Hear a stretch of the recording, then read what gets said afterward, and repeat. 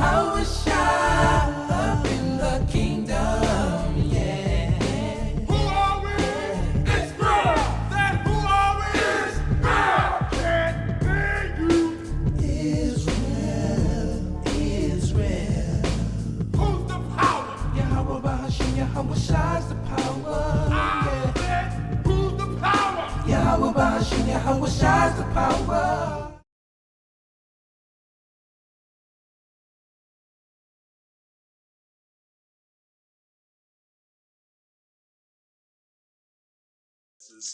Zip code 77477. We are located here in Houston, Texas. Right. The class times and days is Mondays and Wednesdays from 7 to 9 p.m. Fridays from 6 to 8. Saturday from 10 a.m. to 2. We also got a school in Virginia. Address out there is 2610 Granby Street, Norfolk, Virginia. Zip code 23517. We got a school in Rochester, New York. Their address is 1600 Lyle Ave, Suite 18, Rochester, New York. Zip code 14606. Virginia and Rochester, their class times and days is Tuesdays, Thursdays, Fridays from 7 to 9 p.m. Eastern Time. Saturday from 10 a.m. to about 2 p.m. Eastern Time. We also have a school in San Antonio, been established for over 25 years. The address is 4444. That's 44's Walsham Road, Suite 201, San Antonio, Texas, zip code 78218.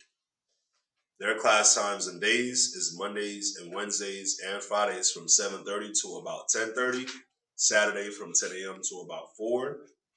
We ask that you like, share, and subscribe to all the channels. So if you're subscribed to Houston, you might as well be subscribed to Virginia, Rochester, and San Antonio as well. That way, if we're not live, then, you should be able to catch a live class. Only days that you ain't going to catch a live class is Tuesdays. Why? Because we got live classes on Sundays as well. Here in Houston, we do a kids class on Sundays starting at 2 p.m. So we do a live kids class here on Sundays in Houston starting at 2 p.m. So the only days we ain't live is Tuesday. Or somebody is alive Tuesday and Monday. Oh, nobody's live Monday? No, San Antonio's live Monday. All right. So, all the schools, Tuesday's the only day where you won't catch a class. You got Mashala's Blog Talk Radio starting at about 10 a.m.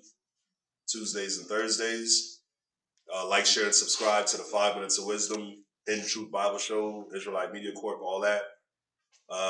Also, we have a feast coming up, the Feast of Weeks. That's going to start, the Feast of Weeks will start May the 31st at sundown. May 31st at sundown. Not sure what day that is yet, but it'll be May 31st at sundown. If you would like to do Hebrew Academy, we do it here in Houston every Tuesday. In Virginia and Rochester, they do it every Monday. So that's for those that are in the area who would like to partake in that. If you'd like to get a garment made, we got Israel Wear for a nice custom garment. Contact them. If you'd like a nice French shirt and a headband, we got the subscription service for Fringe Up. And if you'd like to contact any of the priests, we got Quatzazop to my right. His number is 303-557-8979.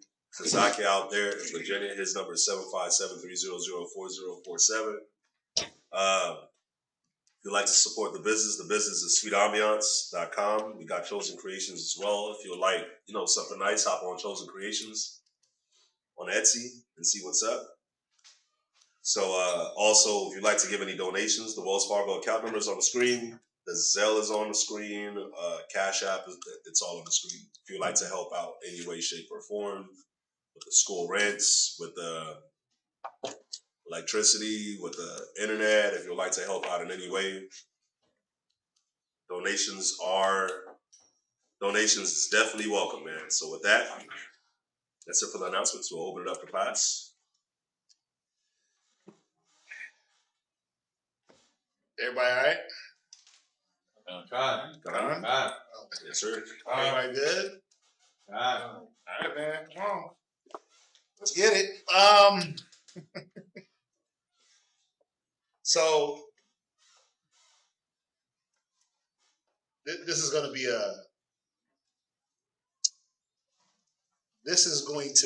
a reminder to the sisters, right? We had our little reminder for the bros last week about how they need to step up, the things they need to be doing to make sure that they're on top of their things. And, I think it was a pretty good class. So, I thought it was only right to remind the sisters that y'all are doing good. Y'all are doing great. And how to maintain that good and that great. You can title this class, I always title it one thing on my notes, and then I give a different title. You can title it, I titled it for myself, Broken Countenance, People's Broken Spirit. You can title it, What Does My Countenance Say About Me? Right? And I kind of want to focus on the sisters, but, obviously the Bible is vast and manifold, so it's not just about sisters, it's brothers too. Right? But again, the first and foremost thing I want to do is, remind the sisters, especially the ones that are here, that are putting in work. You're doing sewing, you're doing the garments, doing Sabbath meals, you're watching kids that ain't yours, you're organizing feast days, you're gathering in unity, like all those good things, those are needed. Those things, they have to happen. Those things have to be there for you to say you have any type of body or any type of school. We always talk about the sisters, the sisterhood, when it's performing at its highest level, is the backbone. I mean, we speak for ourselves. It's the backbone of our school, right? I mean, again, brothers wouldn't glow in their garments, right? Brothers show up to Passover looking like angels, right? Brothers be walking through the streets looking like angels because the sisters, they put in the work on the garments, right? Brothers, I don't see no skinny brother in here, except for the brothers without ribs. You know what I'm saying? But everybody else is chunky, right? And fluffy in all the right places, right? Brothers be eating, right? Look. Hey, you kind of skinny, but he's fluffy in the right places, right? Yeah, he's skinny fat. He's slim thick, right?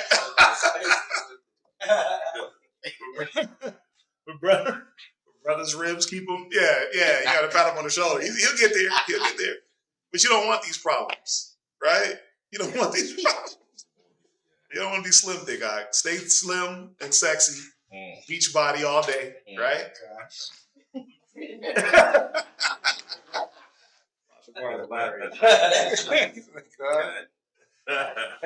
So yeah, brothers ain't dying for hunger because ribs is cooking, and they're maintaining their households, their husbands themselves, right? So let's go to Exodus 35 and verse 25 and verse 35, 25, and 26. Read that. All right. Tell them where you at. Tell them book and chapter and verse. Exodus 35 and 25. And all the women that were wise-hearted. That were what? Wise-hearted. Go ahead. Did spin with their hands. Right. And brought that which they had spun. Go ahead. Both of blue and of purple and of scarlet and of fine linen. Right. So the scriptures is already telling us that the women that were putting in that work for the temple and putting their hand to the spindle, that they were wise.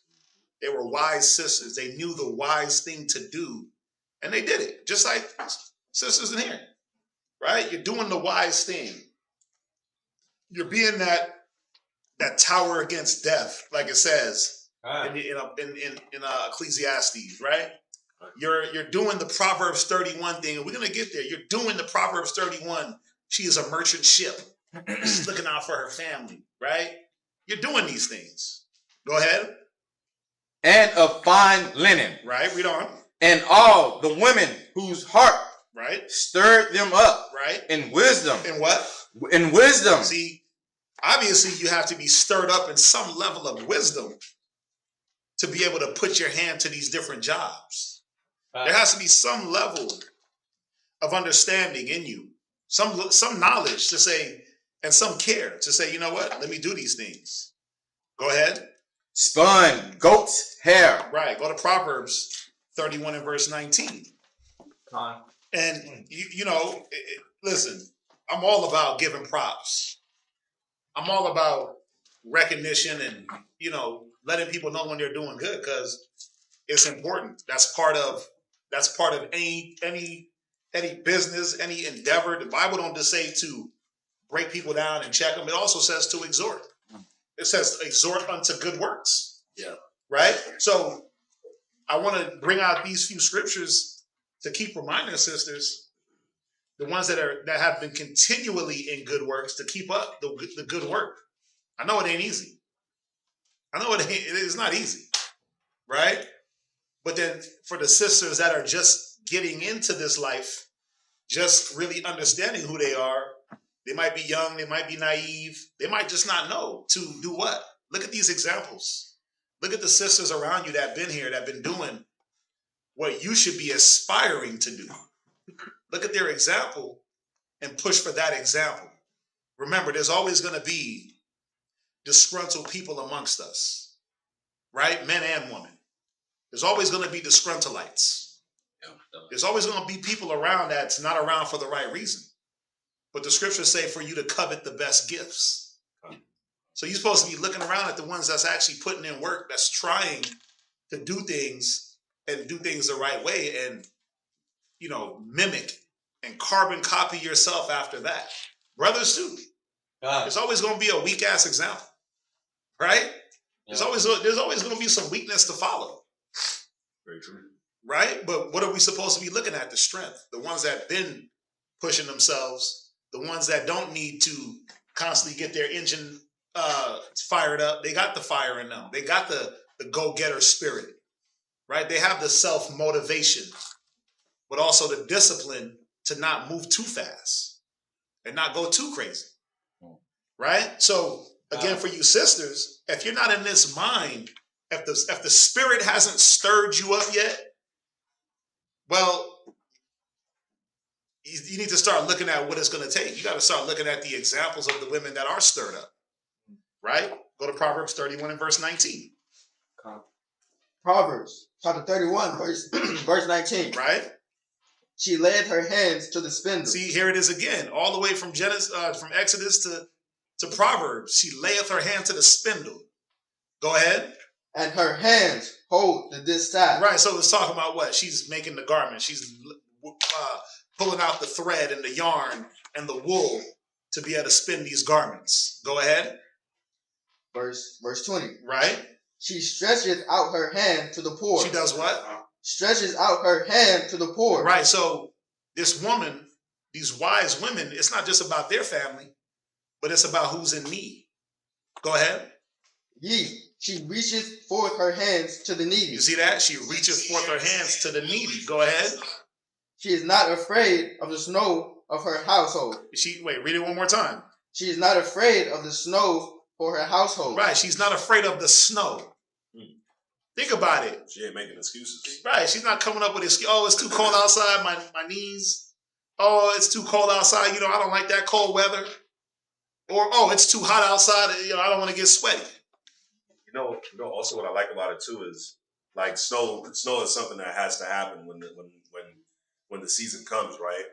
So when that season of snow comes, it's not like, oh, I can't do anything because the season changed. So it's like sometimes, a lot of the times, like we can get accustomed to doing something, but then when a switch up happens, it's like, I don't want to do it now because of the switch up that might have happened, Meaning, and what is it showing? I'll let you come in. It's showing that she can acclimate herself to different situations. Yeah. She's malleable. She's moldable. Right? She can go out into the snow because she got her snow boots on. But she could step out in the summer because she got the sandals on, right? If it's raining, she got the umbrella. Also, what does this show about sisters? Preparation. Yeah. Preparation. The ones that are fearful and come with excuses is because what? Not prepared. I'm not prepared for the moment. I'm not prepared for the snow, so I can't go out there. All I got is sandals. Well, why didn't you get prepared? You knew it was going to snow. You know the seasons is changing, right? But sisters, you know, again, the ones that are not moving in this mind yet, I encourage you to go to the sisters that are and talk to them and deal with them and ask them and figure out how can you get stirred up? What is needed to stir you up into this mind? Just even on this example of you, there's some places that when the snow comes, they're excited about the snow day. Like, oh, we get to take off.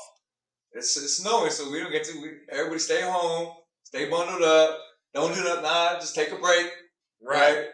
But there's videos online and everything like that. Snow days, you got old ladies, old men, kids, everybody putting in work to plow the driveway, plow the sidewalk.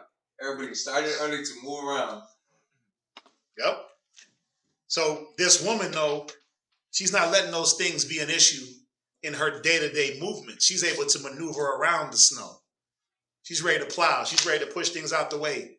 She's ready to not make excuses. Read on. For all her household are clothed with scarlet. Go ahead. She maketh herself coverings Of tapestry. of tapestry. Go ahead. Her clothing is silk and purple. Right. So she's looking for the best things for her household. That silk, that purple, right? That scarlet.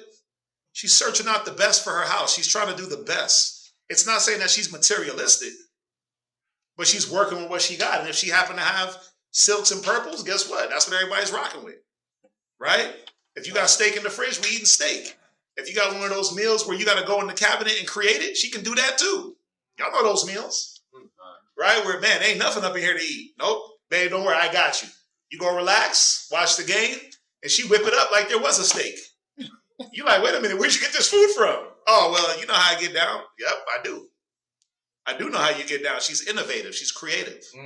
Go ahead. Her husband is known in the gates. Her husband is what? Known in the gates. Right. What is he known in the gates for? And what is this saying? Her husband is known in the gates.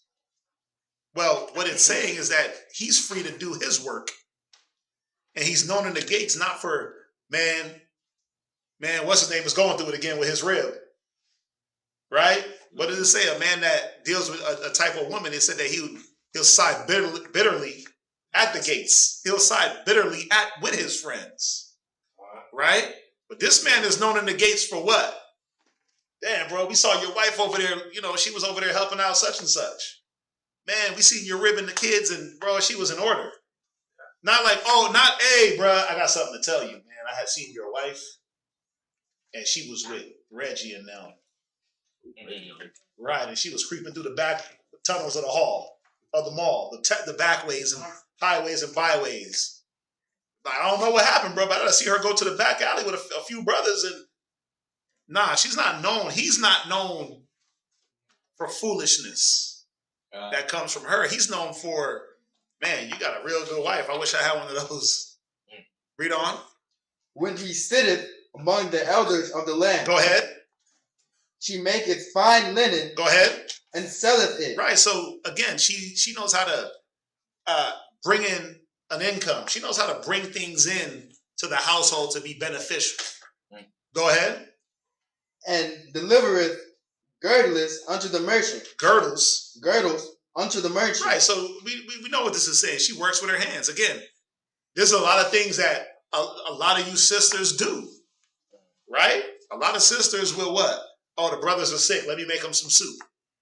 Sister Marcy, she does that a lot. Brothers will get sick. She'll put together a nice vegetable soup. Her brothers get over their sicknesses, right? Sisters will watch, brothers' kids and give rides and a lot of different. We know about the garments and all these different things, right? So y'all are doing good. You got to keep it up. Go to 1 Timothy. Chapter 2 and 9. 1 Timothy chapter 2, verse 9. Right? In like manner also, that women adorn themselves in modest apparel. Right. So this woman, she's adorned in modest apparel. She's following the law. Y'all, I mean, I don't have no problem with that with y'all. Not sisters in here. Ain't nobody walking through here with booty shorts. Ain't nobody walking through here with stuff that's too tight. Ain't nobody trying to show off all the curves and accentuate this and accentuate that. Y'all are moving around with a level of modesty. Go ahead. With shamefacedness. Right. And sobriety. Right. There's no drunken women. The shamefacedness part we got to work on. Right. A little bit more. Yeah. Right. But there's no, for the most part, ain't no sisters walking around faded off of alcohol, nightcappers and things like that, and then moving around in a drunken state of doctrine, in a drunken mind, for the most part. There are a few rogues, but for the most part. Go ahead. With broided hair. Right. Or gold. Go ahead. Or pearls. Go ahead. Or costly array. Right. But which becometh women professing godliness. Right. So it's sobriety, not right. So what is this saying? And why am I going here? Well, because again, for the most part, sisters understand that this is not about my outward appearance. This ain't about how good my hair looks. This ain't about how I'm gonna pull up to the school in Versace. I'm gonna outdo this. Like y'all ain't moving like that, right? Y'all are trying. I'm gonna give y'all that.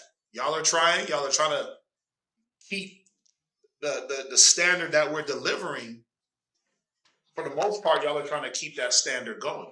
And this goes, obviously we got Virginia watching, we got Rochester watching, and a few other spots. And remember, we got a lot of new sisters that, again, they don't know how to move like this. They don't know what's required. They're not ready to fulfill the requirements. And for many different reasons. But I'm going to say it again. If you're not at least fulfilling some type of requirement that's laid down by the Most High, you need to get stirred up. You need to figure out, why are you not wise enough to see what you should be doing? For a husband, if you're married, for the school, if you're single. But there's a requirement for everybody, right? Who had their hand up? What? Just on that scripture where it says the sobriety, right? There was a video online. This man confronts his female, his woman, his wife. Right. And he was like, why every week is there $300 going to Jesse that's locked up? Is this Jesse, your ex? And then she was like, yeah. I just want to be a good person, and when somebody needs help, I'm going to go and help them. And then the dude was like, that's my money.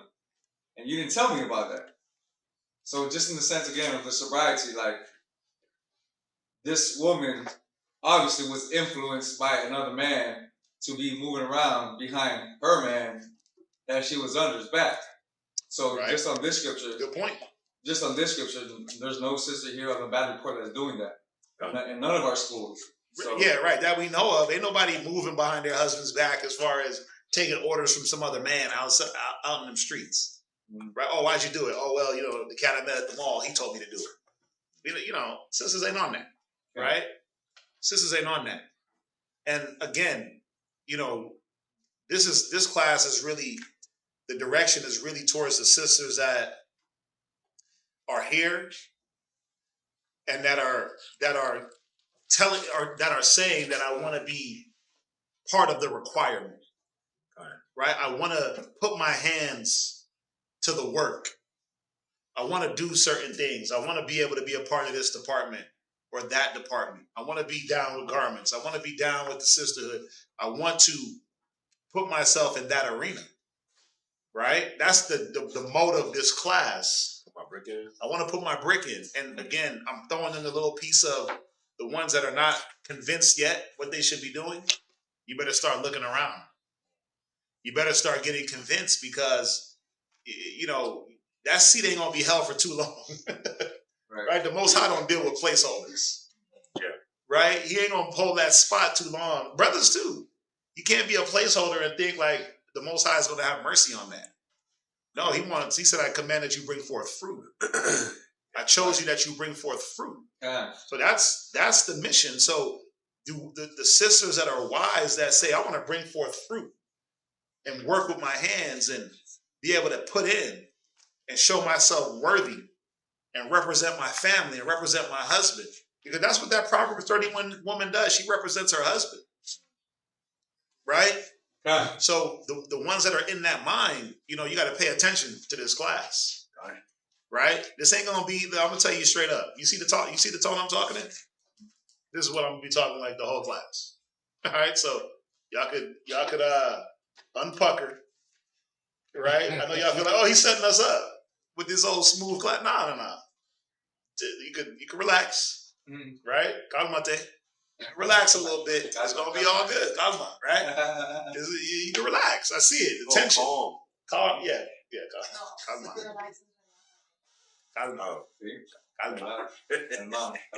Right? So it's all good. You can unbuckle the seatbelt. We're not going on that type of ride today. Guys is buckled in like, hey, writing with the pen, like writing it through the paper. Throw the daggers, right? So where we at? Verse 11. Right? Let the women. No, but read verse 10 one more time. Verse 10. Right? But which becometh women professing godliness. Wait, what becometh a woman? Which becometh women professing godliness. Go ahead.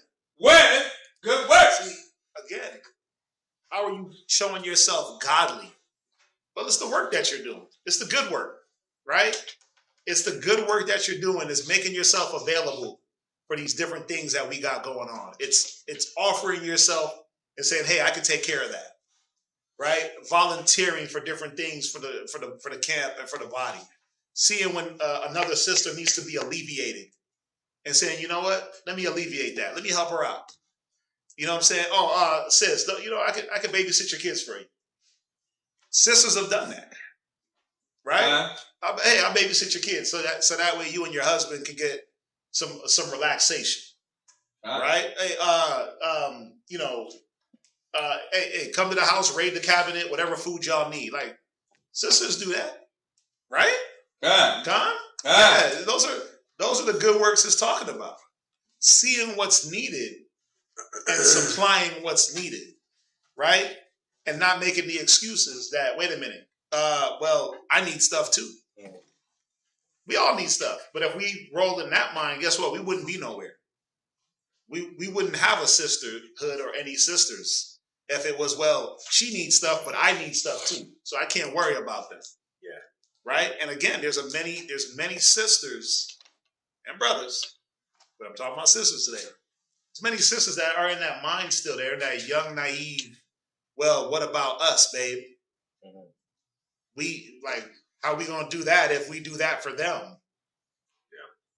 Yeah. I'm going to say this, brothers. If your rib is still talking about us, the body, as them, and not we, there's a problem. You might have to go back and reevaluate where she's at. Yeah. If it's we and them, then that means there's a separation. Shouldn't it be us? It should be us, right? Yeah. So remember, if your rib is talking about, well, they and them, we're not pronouns. Right? We're not theys and them. We're supposed to be a body. That's funny. Right? We're supposed to be a body. If she's speaking like that, then what she's telling you through her speech is that she's not fully committed to the mission. And that she still feels like there's a difference between your household and the body. Right? Where we at? Verse 11. Mm-hmm. No. Where did you want to go? So 1 Peter chapter 3, verse 1. Right. And also just off of what Pastor Zab was just saying about there being like this separation where it's like a we and a them. You know, the one thing that I can say, being a part of the truth, is the only way that this will work for you is if you do put others before you. And that's what the most high, and that's what Yahweh Shai came down and left an example for us. Put esteeming others before yourself. Mm-hmm. You know, your house will be good, if you look out for other people's houses. You see what I'm saying? Like, we're supposed to be the opposite of the world, and that's one of the reasons why I'm going to the scripture, because the world teaches you to be about yourself, to be about your own personal, your own lives, your own family, your own whatever it is that you got going on. The world teaches you to worry about yourself, and because of that, nothing ever works out. Nothing usually works out for you, you know. So let's go here real quick. 1 Peter chapter 3, verse 1, because this is another thing that the world teaches. And that's one of the biggest stumbling blocks for any sister that comes into the truth, that comes into this knowledge. This is one of the biggest stumbling blocks, but sisters are able to help fix this problem right here. Go ahead. 1 Peter chapter 3, verse 1. Go ahead. Likewise, ye wives, be in subjection to your own husbands. So the world teaches a woman to be the complete opposite, but then that's why you get chaos and dysfunction in the households, and also in the lives of these women that are coming in, right? Because they're not in subjection to their husbands, they get this chaos. But check this out, read. That of any obey not the word. So for a wife, for a woman, for a lady to come off the streets and think in the way that the world had them thinking, and to now be in subjection with their husbands when they didn't see their own moms be in subjection, when they didn't see their grandmas and their aunties be in subjection to their husband, when they didn't see that, for them to come in and now work to be in subjection to their husband and be humble to their husbands and listen, that can be a form of the work as well, because for some it's not a flip of the switch. But the thing is this, read that part again. That if any obey not the word. See, there's a lot of times when women come into the truth, especially young women, they don't care for the word of the Most High the way the man might. So the husband will care. He'll have respect and reverence to the Most High, but you're going to see a lot of young sisters that's going to come in and they don't care. So if their husband was to stop coming around, was to stop caring, then they will stop caring too. They'll stop coming around. But the thing is, it says, if any obey not the word, right? Read. They also may without the word be won by the conversation of the wise. Because this is a part of the work too. The elder sisters teaching the younger sisters, having conversations with them and showing them, like, yeah, wearing weave ain't it, sis.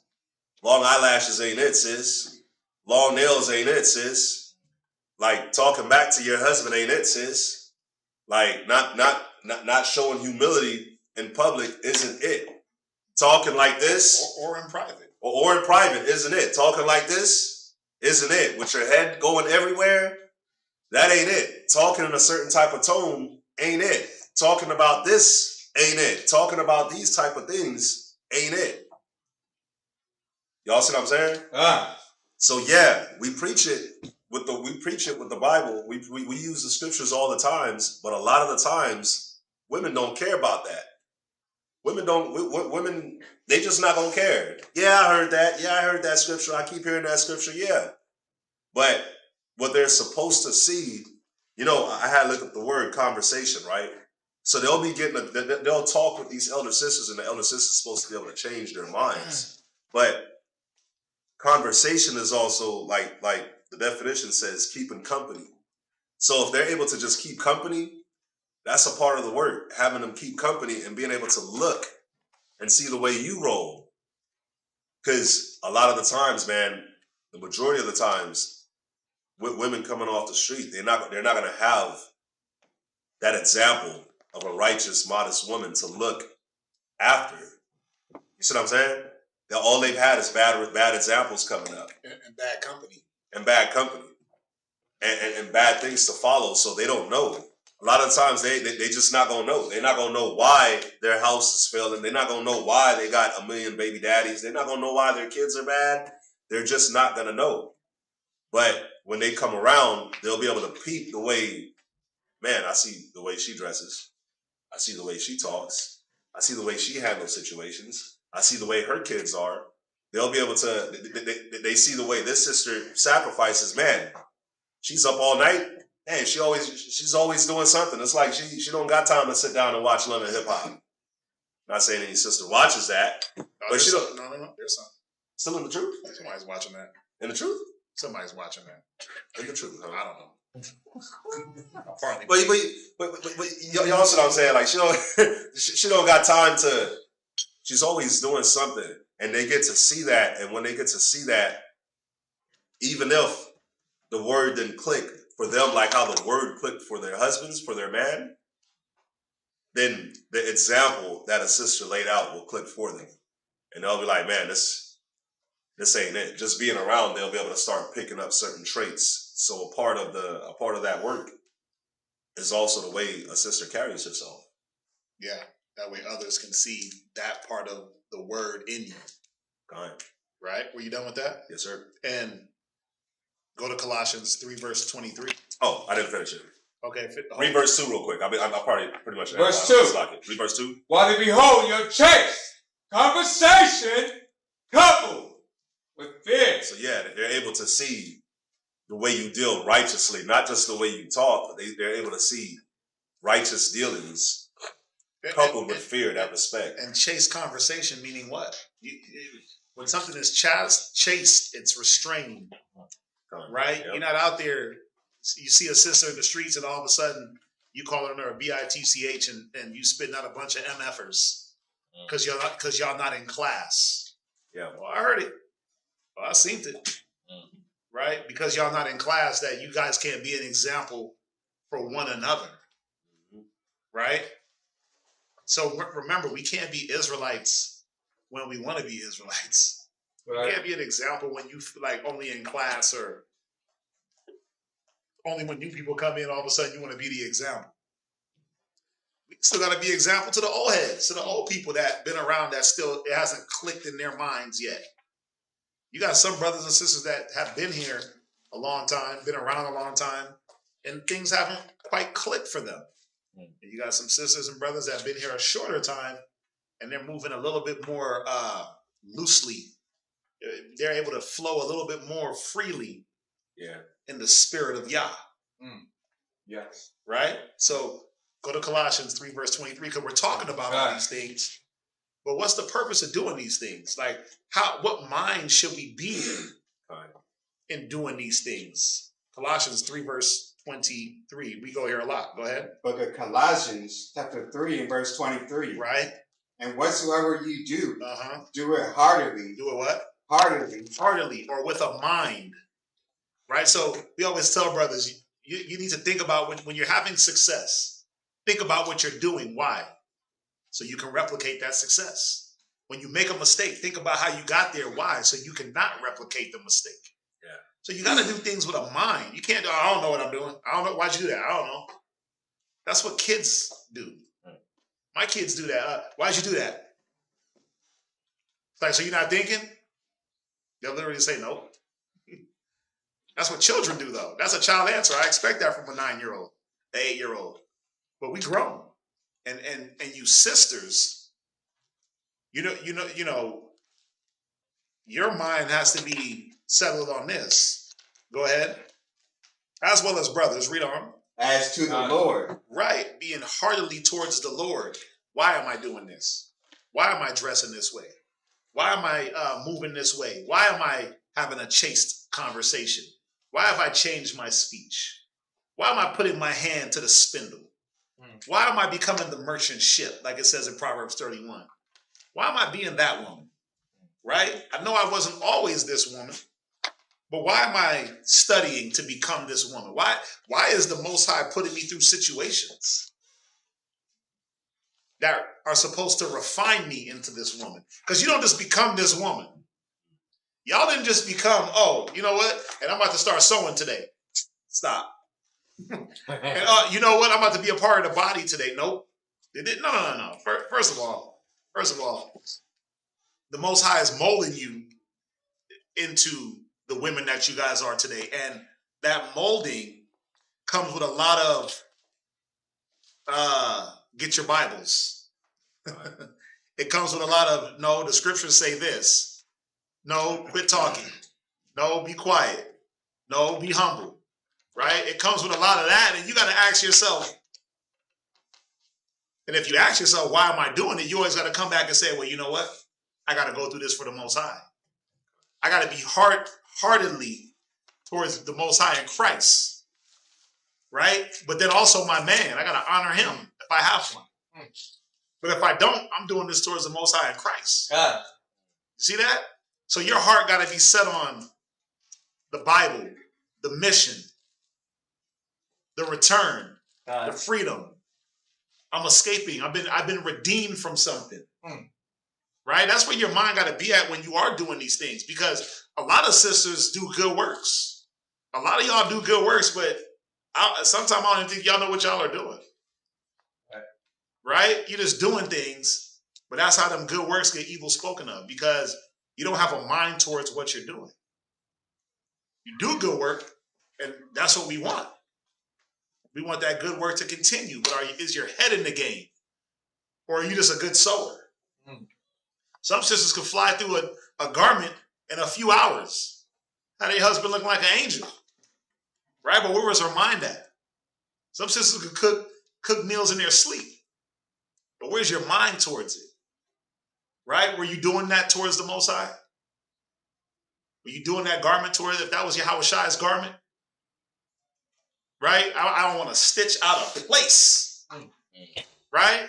Or are you like, well, man, he'll be all right with that. It don't matter. I'm tired of this garment. Right? I'm tired of this food. I'm tired of cooking for this guy. He always hungry. He always thirsty. Why he always asks me to get stuff? Why he always want me to do? He got 2 feet. He got some hands. The fridge is right there. Why you telling me to get it? You got some brothers that be standing right in the kitchen like, hey, babe, can you get that out the fridge for me? But you're standing right there. So what? I want to see how humble thou art. Oh, wow. What does your name mean? Yeah. God. There's a reason why she got that name. There's a reason why she got that name. You walked in just in time. No, because brothers is like, wait, what? You could be standing right by the kitchen and ask her to get the drink, but she's in the living room? God. Because we want to see where you at. And some sisters is like, Con, sir, got you. And they'll move on right over. What you need, sir? And they'll get what he needs, and they'll go back to doing what they were doing as if they weren't even interrupted. Unbothered. Understanding what? These are the good works that I need to be promoting. I'm doing this as if Yahweh Shai was standing in front of me. Right? Because who's going to deny Christ? Who's going to deny Christ? Let's be real. Nobody. But I will say this. If you deny your brother, you're denying Christ. You see that? So what were you going to say? No, I was going to say, you could tell like when that spirit is really in somebody, because like just in that instance, like if you were standing in the kitchen, you was like, and you're closest to the fridge, and it's like, hey, go get me something out that fridge. But I'm asking somebody to go get me something out the fridge, but I'm the closest one to the fridge. If that person's like, why don't you get it? Or they're not happy to just go and do it, then you can see where the mind is at, right? I'm going to show y'all something. If you think about Christ said, you got to come as a child. The reason why I'm bringing this out is because my kids, especially Shariah, bro, I just got to tell her to do something. She's like, yeah, I'm down. All right, Daddy. What you want? Like, it don't matter. You barely got to do that. You just drop something. Yeah, she's like, I got you. It'd be right by his feet. It's the same thing with my kids. You'll drop something, it'd be right by your foot, and they're running over. They're scrambling to pick up what you dropped. Yeah. Just to hand it to you, just to say, look, Dad, I did something good for you. Yep. Kids be like that. Kids is already like in that mind, especially when they're coming up of serving and trying to help. Right. But as we get older as adults, we ain't trying to help nothing. Because we start about ourselves. We start to get into a certain mind, like, why do you need me to do that? Yeah. Or why is it necessary? You are closer. Man. So why are you going to interrupt what I'm doing when you right there, like you start to develop this mind state, right? And a lot of the times, those words ain't said. Yeah. Right? Those words, yeah, like ain't nobody talking to their husband like that. Not none of you sisters, right? Maybe there's a few sisters that are on that, but sisters ain't talking like that. Like, nigga, why don't you get that yourself? You standing right there in the kitchen. What the hell's your problem? Right? A lot of y'all don't even say that in your minds. Right?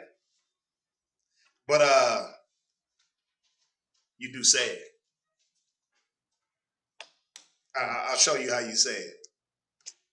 But before I show you how you say it, let's go to the next point. So the first point of the class was you're doing good works. Right? You're doing good works. Second point. While doing good works, your countenance should remain good or up, right? Your countenance should reflect. Somebody look up the definition of a countenance. I'll spell it. Count, like count, 10, T-E-N-A-N-C-E. Countenance. What you got? All right. It says literally to content. Literally the content of a body. Right. The contents of the body. The outline and the extent which constitutes the whole figure. Right. Or external appearance. Go ahead. Appropriately. Right. The human face. The what? The human face. So the countenance is the human face. Go ahead. The whole form of the face. Right. Or system of features beside. Right. Go to number 2. Air. Look. Right. Look. See that? Go ahead. Aspect. Go ahead. Appearance of the face. Right. So appearance of the face. Go to number 3. The face or look at face or look of a beast. Right. So remember, we're in the 1828 dictionary. Webster's. Go ahead. As a horse. Right. Of a good countenance. Number 4. Favor. Favor. Go ahead. Goodwill. Go ahead. Kindness. So these things are a part of the countenance. Favor, goodwill, and kindness. Right? These are important. Now, I want you to go to Ecclesiasticus 36 and verse 22. Y'all are all doing good. Y'all are all doing good works. Y'all are all fighting. Everybody in here is fighting. Everybody's trying. Everybody's trying to push themselves. Right? Are there hiccups and bumps in the road? Yeah. But guess what? You know why you got to pat yourselves on the back? Because you're still here. Yeah. Right? You through all the counseling, through all the counsels one-on-one, and sitting there with your husband going through counsels and blaze sessions and non-blaze sessions, and right? You know, Padazop can turn up sometimes. Right? Before me, there was Kazakia turning up. Right? There was some sisters been through all of that. Some sisters are new, so they've been through that. But you're here. You got to credit yourself that you're here. But remember, it's not just enough about being here and doing things in this non-hearted mind, this non-thoughtful mind. It's very important because it starts to show. Right? So Ecclesiasticus 36 and 22. Read that. Ecclesiasticus 36 and 22. Go ahead. The beauty of a woman cheereth the countenance, and a man loveth nothing better. Right, because that's what a beautiful woman is going to do for a man. Right? Now, they say beauty is in the eye of the beholder. And I believe that. Right? What's beautiful to me might not be beautiful to Yashikar or beautiful to him. Right? Now, there are certain things that diminish beauty in a woman. There are certain things that diminish beauty in a woman, right? We know you can have a real pretty girl, but her ratchet level, her thought level can really lower her stock. Huh? No. Huh? No. We don't need that right now. No. But y'all know what I mean, right? We've all seen it. We've all witnessed it. So the beauty of a woman cheereth the countenance, and a man love nothing better. And we know that's what? That's physical beauty. It's talking about her physical beauty, right? Because I mean, come on, man. Let's be real. The scriptures say not to look at a woman for her beauty only, but you want something that you can look at, right? You want something like that you can say, oh, that you want to sing like Usher. There go my baby, right? There go my boo, right? Girl, look at you, right? Every brother here, right? When it's like brothers be capping, man. Brothers be in class and they really get up and they look and they be like, yeah, she's all mine. You're happy. You want to be able to do that, right? Ain't nothing wrong with that, right? Ain't nothing wrong with that. Just don't be ironing her too much in class because you got to pay attention to class, right? You guys got to pay attention to class. She ain't going nowhere. She's here. She's doing works. She's putting in, right? So, everybody wants that beautiful woman that they can behold because it says it cherishes the countenance, right? Now, let's go to Judith chapter 8. Judith 8 and verse. Start at. Read verse 5 real quick. Judith chapter 8, verse 5. Right? And she made her a tent. No. Go where it said that she was a widow. Verse 4. Yes. Read verse 4. Verse 4. Right. So we know about Judith, right? Go ahead. So Judith, right, was a widow. Right. And this is important. So this is a woman that lost her husband. Go ahead. In her house 3 years and 4 months. Go ahead. And she made her a tent upon the top of her house. Right. And put on sackcloth. So she, as a widow woman, she would sleep on the top of the house. Right? I ain't gonna live up in there. Says she put on sackcloth. Read on. Upon her loins. Go ahead. And wear her widow's apparel. Read. And she fasted all the days of her widowhood. So she was fasting. Go ahead. All the days of her widowhood. So her husband was dead about 3 years, it said, right? Go ahead. Say the eves of the Sabbath. Go ahead. And the Sabbath. And the eves of the new moon. And so you read about this woman, you're like, dang, she must be depressed as hell. She must be going through it. She must have been really anchored to her husband. Right? And then you could only picture like, oh, so she has some bummy clothes. She's skinny as hell. She's disgruntled on top of the roof with cats. She's a cat lady. That's what you would think, right? She's like one of these modern chicks that's a cat woman. Disgruntled and upset. Go ahead. Mad at the Most High because he took her husband. Go ahead. In the feasts and solemn days of the house of Ezra. Right. She was also of a good countenance. She was what? She was also of a good countenance. Wait, so I know y'all are thinking like, oh yeah, she was good looking. No, but read on. And very beautiful. And very what? Very beautiful. So what I'm trying to show y'all is that a good countenance and beauty are two different things. And they're not synonymous with each other. They're not synonymous. You don't have to have both. Right? You could have one or the other or both. Or, I mean, neither. I'm not judging. But it says she was of a goodly countenance, husband dead, fasting, widow, sackcloth, rooftop tent. And guess what? When you looked at her, you were like, whoa, she's got a cheerful spirit. She's cheerful in her low estate. Right? What does it say? Be what? When you're brought to a low estate, be what? No. It says what? Cheerful. Right. Cheerful when thou art brought to a low estate. Yeah. She was cheerful. She was in a low estate. She lost her husband. Come on. How for a woman in these times, I'm not talking about now where women don't need men. For a woman in these times, how detrimental was it for her to be a widow? Very detrimental. Very detrimental.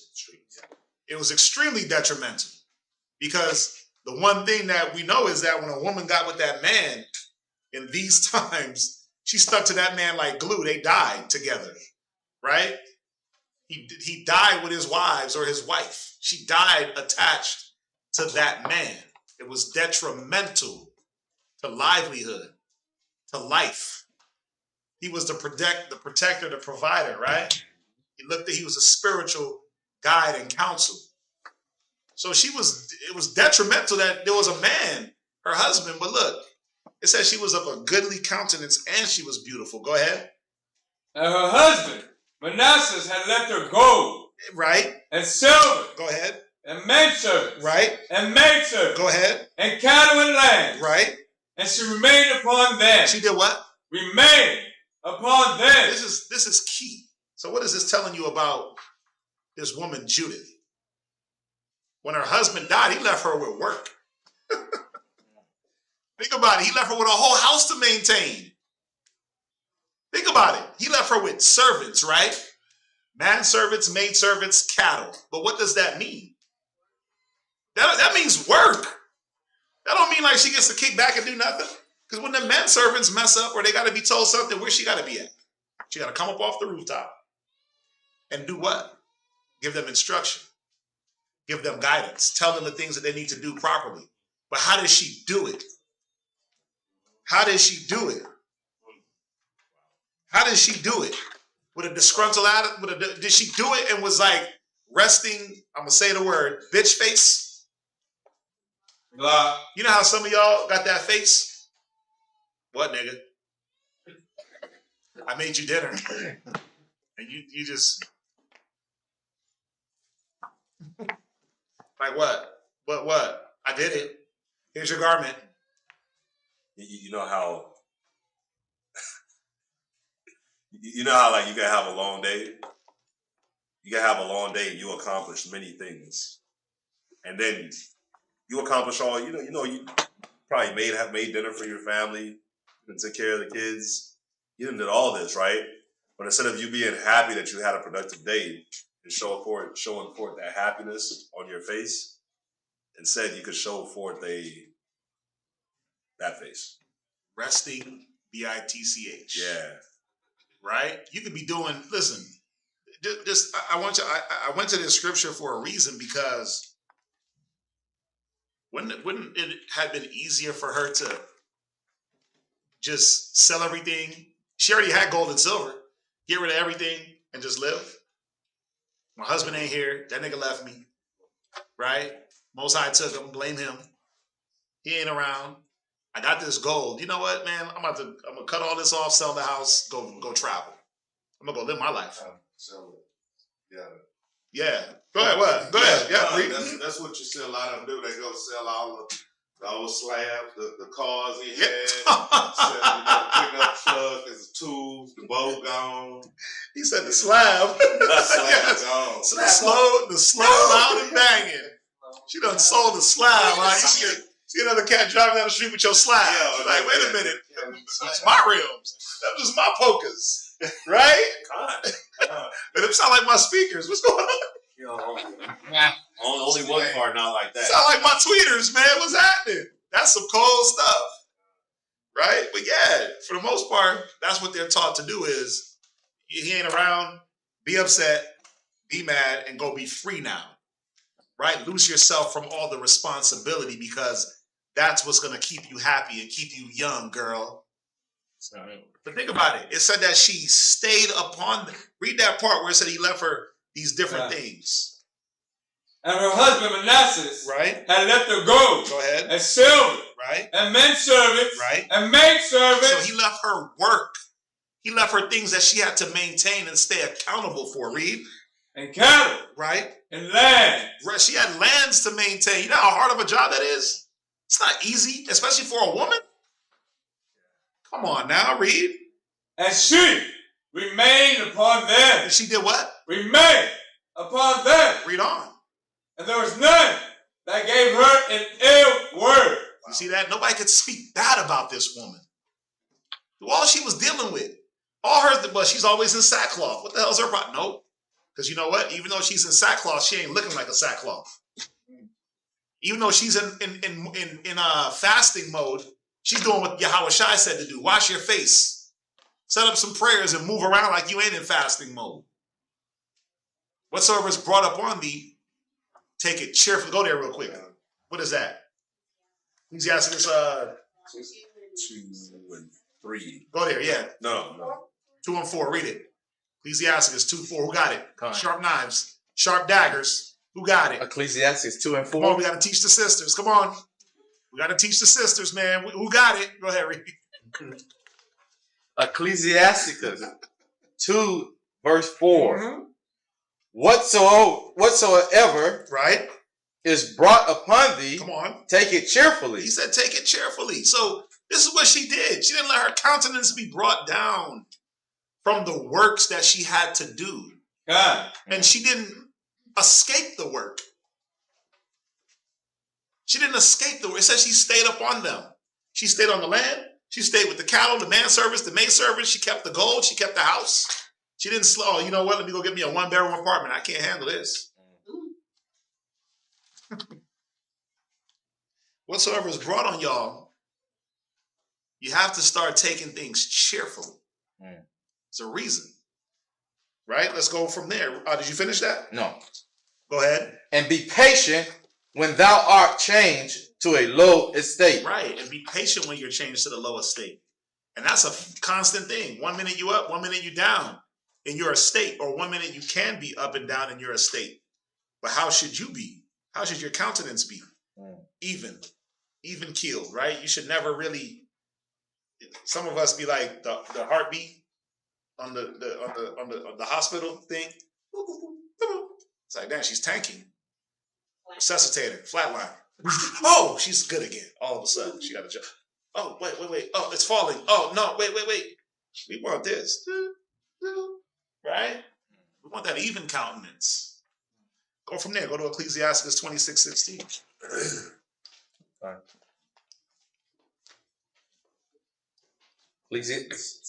Remember, y'all gotta, you know what it is too? That Colossians 3:23, you have to look at what you're doing. It's very important. You gotta have a mind towards what it is you're accomplishing. You have to look at your accomplishments sometimes and look at the people you're affecting in a positive way. Read that. Book of Ecclesiasticus, chapter 26. Go ahead. And verse 16. Come on. As the sun, when it ariseth in the high Y'all know heavens. this is my favorite scripture, right? As the sun as it ariseth in the high heavens, the sun at the peak of the day. Go ahead. So is the beauty of a good wife. So is the beauty of a good wife when what? She got her hair braided? In the ordering of her house. When she got on her best apparel? In the ordering of her house. When she got her toes and nails done? In the ordering of her house. See, the ordering of the house is where, and this is not saying, oh, when she's just in the, you just want me in the kitchen barefoot and pregnant? Yeah, no. No. That's not what this is saying. Ordering the house don't mean you just a dishwasher, but literally maintaining the order of the home. That means you're able to set everything in place. Not just things, but people. Not just things, but people. And why is this important? Why is it? It's only, and let me say this, it's only beautiful when it's done with the countenance of a Judith. See, when you got to order things in your house and you're pissed off at the whole house, and they can see it, and you moving around fast and slamming things down, and look, needs to get this going, and you just barking out orders like a guard dog. There's no beauty in that. Nobody's respecting that. Nobody can look at that and learn from that. Right? When you're moving fast paced because you're frustrated, because you had the long day. The Most High brought you through a long day, but he brought you through it. Right? You dealt with all the things you dealt. You slayed all your dragons. Right? That you shouldn't have to slay because men slay dragons. Right? Men slay beasts.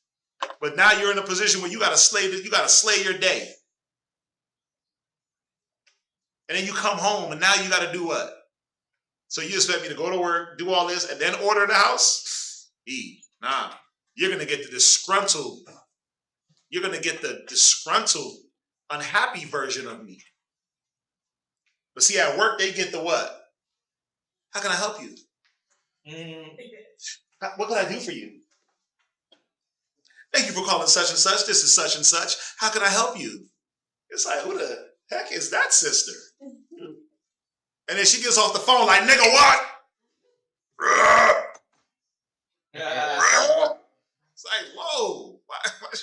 so deep? Why your voice so deep? Like, how you get mad? Like, how you just switch hit that hard, that quick? Funny thing is, we hear that, but they don't hear that. They still hear their own. They hear their regular voice. You still think you sounded meek and mild? You still think true. We hear that. Yeah, That's what I hear. I'm like monsters. Like when we jump back, like whoa, hold up, sis. What is this? Look. Yeah, like hold up, that's you. Or when we say hold up, sis. When a brother start calling his rib sis, you know you got a problem.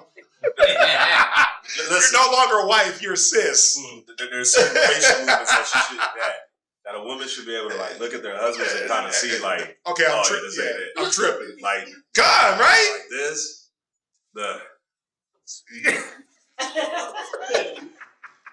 That's what yo was like. Or the you gotta move over so Angela can see. She'll recognize it. Huh? You gotta move over. Like, so the first yeah, like when we do this, like, or the second one is, or the deep sigh. You got this too. Yeah. Or the look at me. Look. Yeah, that's like it's. Or we just turn around and walk off, like no words, like, oh, that's what you want. Easy, okay, man. Y'all should be able to know, like, oh, I'm out of me right now. I've been demonically possessed. You should be able to read your husband. Like if your husband rolls a certain type of way, if he's the energetic dude, if he's the fun dude, if he's the laughing dude, if he's always smiling, if he's not that, or if he was that, but then you said something and that just switched. You should be able to say it's like you're the needle that bursts his balloon. Boop. You like let out all the air. He's like, yeah, I'm gonna go retire upstairs. Shalom. Okay. I'll let y'all in on a little. It's not a secret, but men we like toys a little bit, right? Like we like our toys. We like stuff. Men like stuff. Yeah. We like stuff. Yeah, we like stuff. Yeah. Right. But like when we go to our stuff, it brings joy. Yeah. So if we, as a woman, you're a part of our stuff. So right. Sometimes we come to you for joy. So if we come to you for that joy, and it's like it's not there. It's like we're gonna go to the other stuff. We're gonna go to the other stuff. We're gonna go to the stuff. We're gonna go to the stuff that we can. We're gonna go to the stuff that ain't talking back and going crazy. Yeah. No, I'm not talking about on the phone. No, wait, why you ain't? I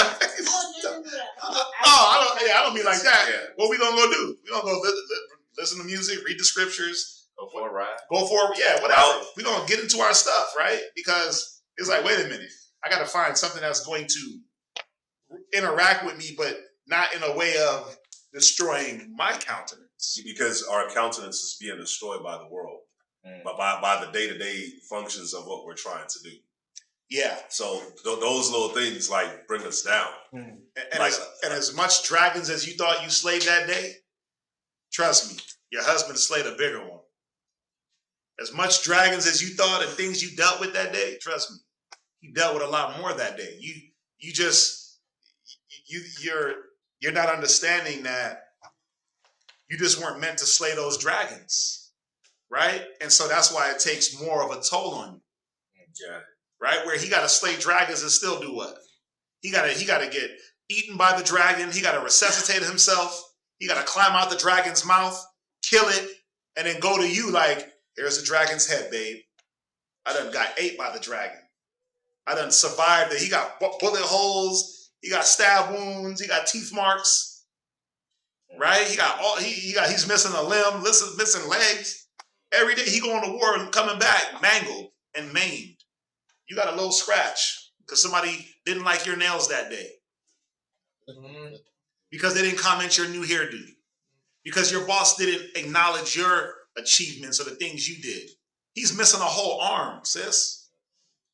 And you got the nerve to have the bad countenance? You see, we got to look at this, right? So I'm going to come to you.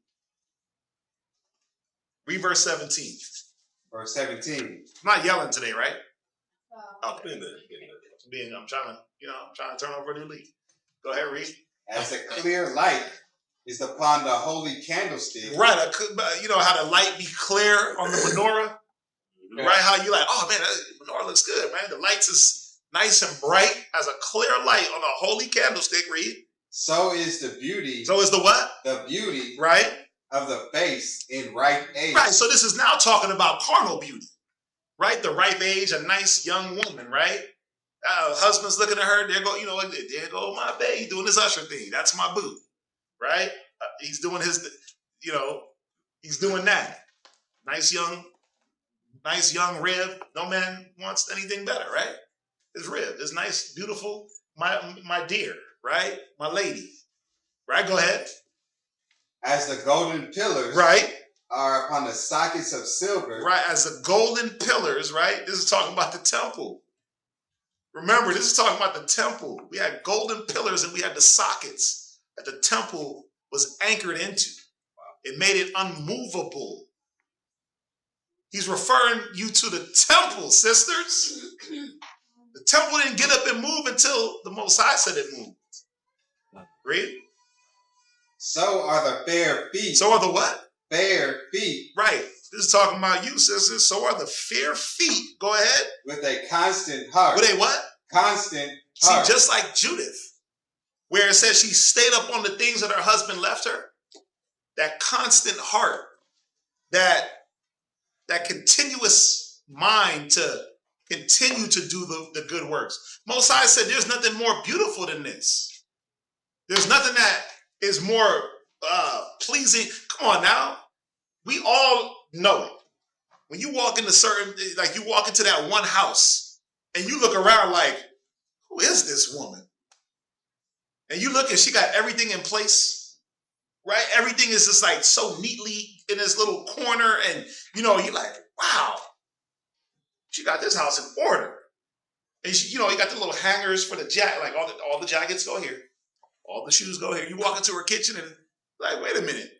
So you got containers for everything and the counters and that's just the outward carnal ordering of the house, right? But then, you look and she got the little board with all the chores and the schedule for the kids and, right? You're like, what is going on up in here? But guess what? You're like, damn, I need this. I need this. I need this order. And even women can admire it. I know I do. I walk into certain sisters' houses and I'm like, oh wow, I like the way she got that. Yeah, you got a whole drawer for the dish rags. Wow, your junk drawer don't even look junk. It's organized. Like you got a junk drawer that's organized. Everything's still laid out nice. You're like, I gotta step my game up, right? My junk drawer don't even open. It just got stuff jammed in there. You try to open it, you gotta break what's in there to open it. Even the spoon drawers don't open. They got too much utensils. I ain't got nowhere to put them. Right? So you get covetous and you're like, man, even me as a man, I'm like, wow, I like the way she got that. Right? It's a beautiful thing. But think about it. Doesn't the Most High love order? There's nothing more that he loves. He said he's not the author of confusion, but peace. He said, let all things be done decently and in order. Everything has to be ordered and structured for the beauty of things to appear. Right? And then the continuing of that order, the fair feet, meaning what? I'm going to be here for this. I'm not running away. You see that? With a constant mind. With a constant mind. It's like what y'all are doing, right? The continuous mind to keep doing the work, to keep pushing yourselves, to keep showing up for garments, to keep showing up for the different department meetings and showing up for your department, school cleaning, kids class, right? The continuing, like, you know what? I got to get my kids class together. When you get your kids class together? When y'all do that? You do it on Sunday. By what day do you say, you know what? I got to start getting my kids class? Well, in the beginning of the week, like Monday, and yeah. then See? send it out to make right. sure But you can, and you stay on top of that. Why? Because that's your duty.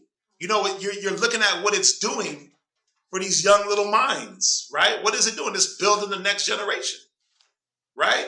You're not running from it. You're running towards it. You see that?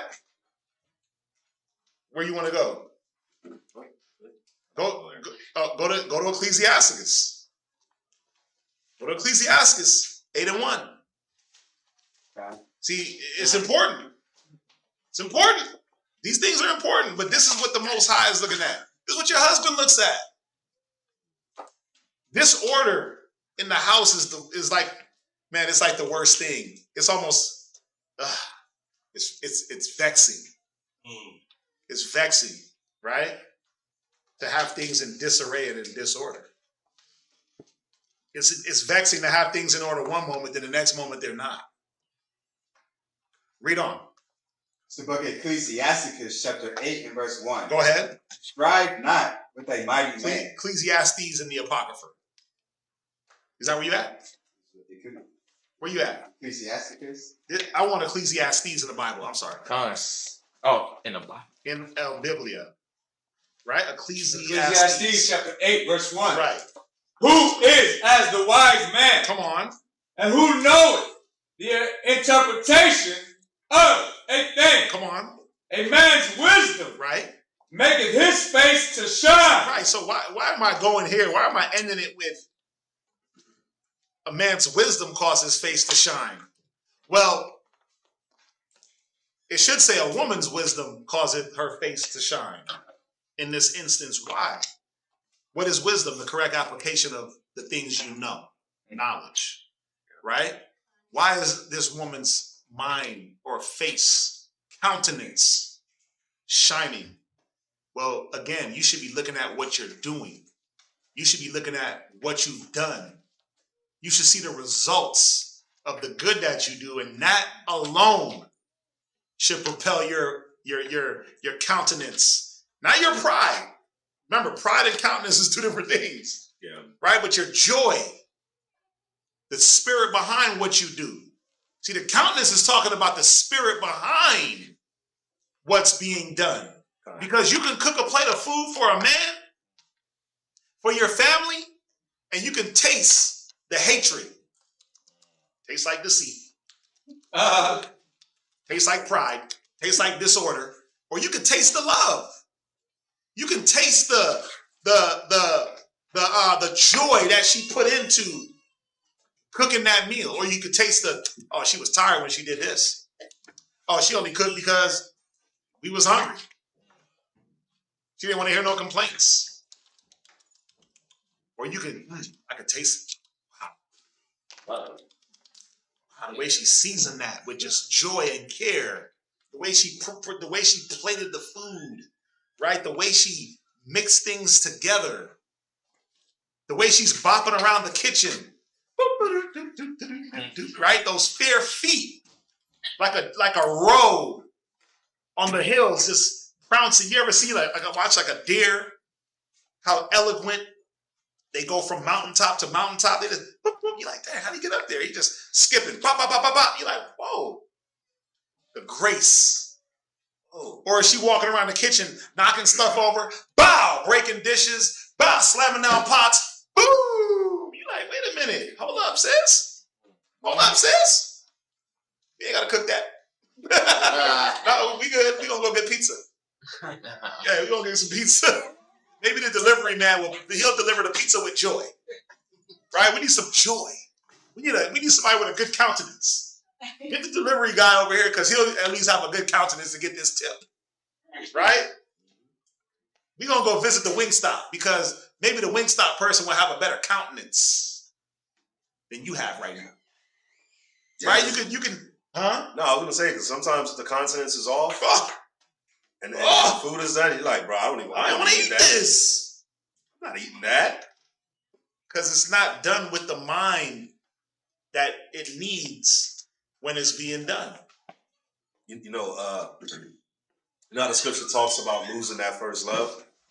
I remember, I can remember, like, you know, when you don't have something, you tend to move a certain type of way, but then when you do get it, you kind of like get comfortable and you don't really care anymore. Mm-hmm. I remember being young and like before I got with my rib and stuff and just being around like certain women. And if you went to like their house, it was like some were complete trash. I ain't gonna lie. Some of them were trash, but then some some, when you went to like their house, it was like, whoa, like just laid. And when I say laid, I'm not talking about like, oh, they had nice things. I'm talking about like clean, spotless, Ordered, cooking, ordered. Like you step in and it's like they probably in the middle of fixing something or cleaning something. Like, but some women did that, like, you know, to try to get a man or to try to entice this man. But a lot of the times when a woman finally does get the man, sometimes they could lose. That's the new TikTok counsel for women. Before he comes over, bake cookies. I saw that. So he can always think that you're baking cookies. Yep. That's the new TikTok counsel. I ain't gonna lie. But then afterwards, you would have got me. like, yeah. You would have got me with some fresh baked anything, right? You would have got me. I would have fell for it. Because there's nothing I love better than walking into a casa. Right? The worst thing I hate is when you walk into the house and you smell the trash. Ooh, that is bad. The best thing I love is when you walk into the house and you smell baked goods. Pound cake. I'm going to tell y'all all my favorites. You know, as such, cheesecake don't have a smell. So you don't smell the cheesecake. You just but you can hear, but guess what you can hear? You can hear that mixer mixing it up. Oh, yeah, that's true. Right? But when you walk, pound cake, giving y'all all my favorite. Pound cake. If you're hungry, I'm sorry. Pound cake. Poppy seed muffins. Right? Oatmeal cookies, peanut butter cookies, any type of cookies, right? That leave that aroma. Right? So, right? So where are we at? 8 verse 1. Right, read that.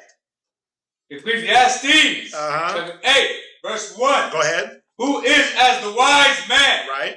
And who knows the interpretation of a thing? Right. You know who's wise and you know who knows the interpretation of a thing just looking at their face.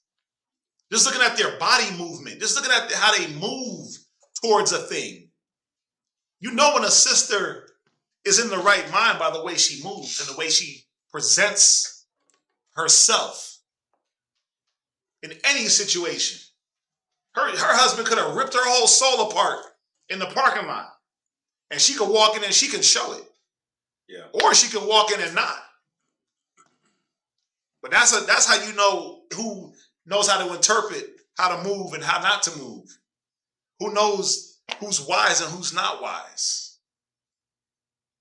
Because they know, okay, right now ain't the moment for me to be displaying my emotions because my husband corrected me on something. Right now it's for me to lock into this situation. Because she knows what? She walks in crying, oh my God, sis, what happened? Or she walks in with a little bit of an upset face. Now everybody wants to be in that business. Yeah. And the whole mode of whatever else was supposed to go on is thrown off, right? But see, you know who knows these things because they move a certain way.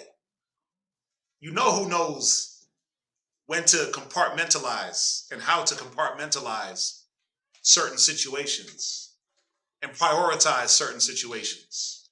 Read on. A man's wisdom. A man's what? Wisdom. Come on. Maketh his face to shine. Go ahead. And the boldness of his face. Go ahead. Shall be changed. See, and this is what we about to go into. Changing of the face. So the next point. The changing heart. Ecclesiasticus 37 and verse 1.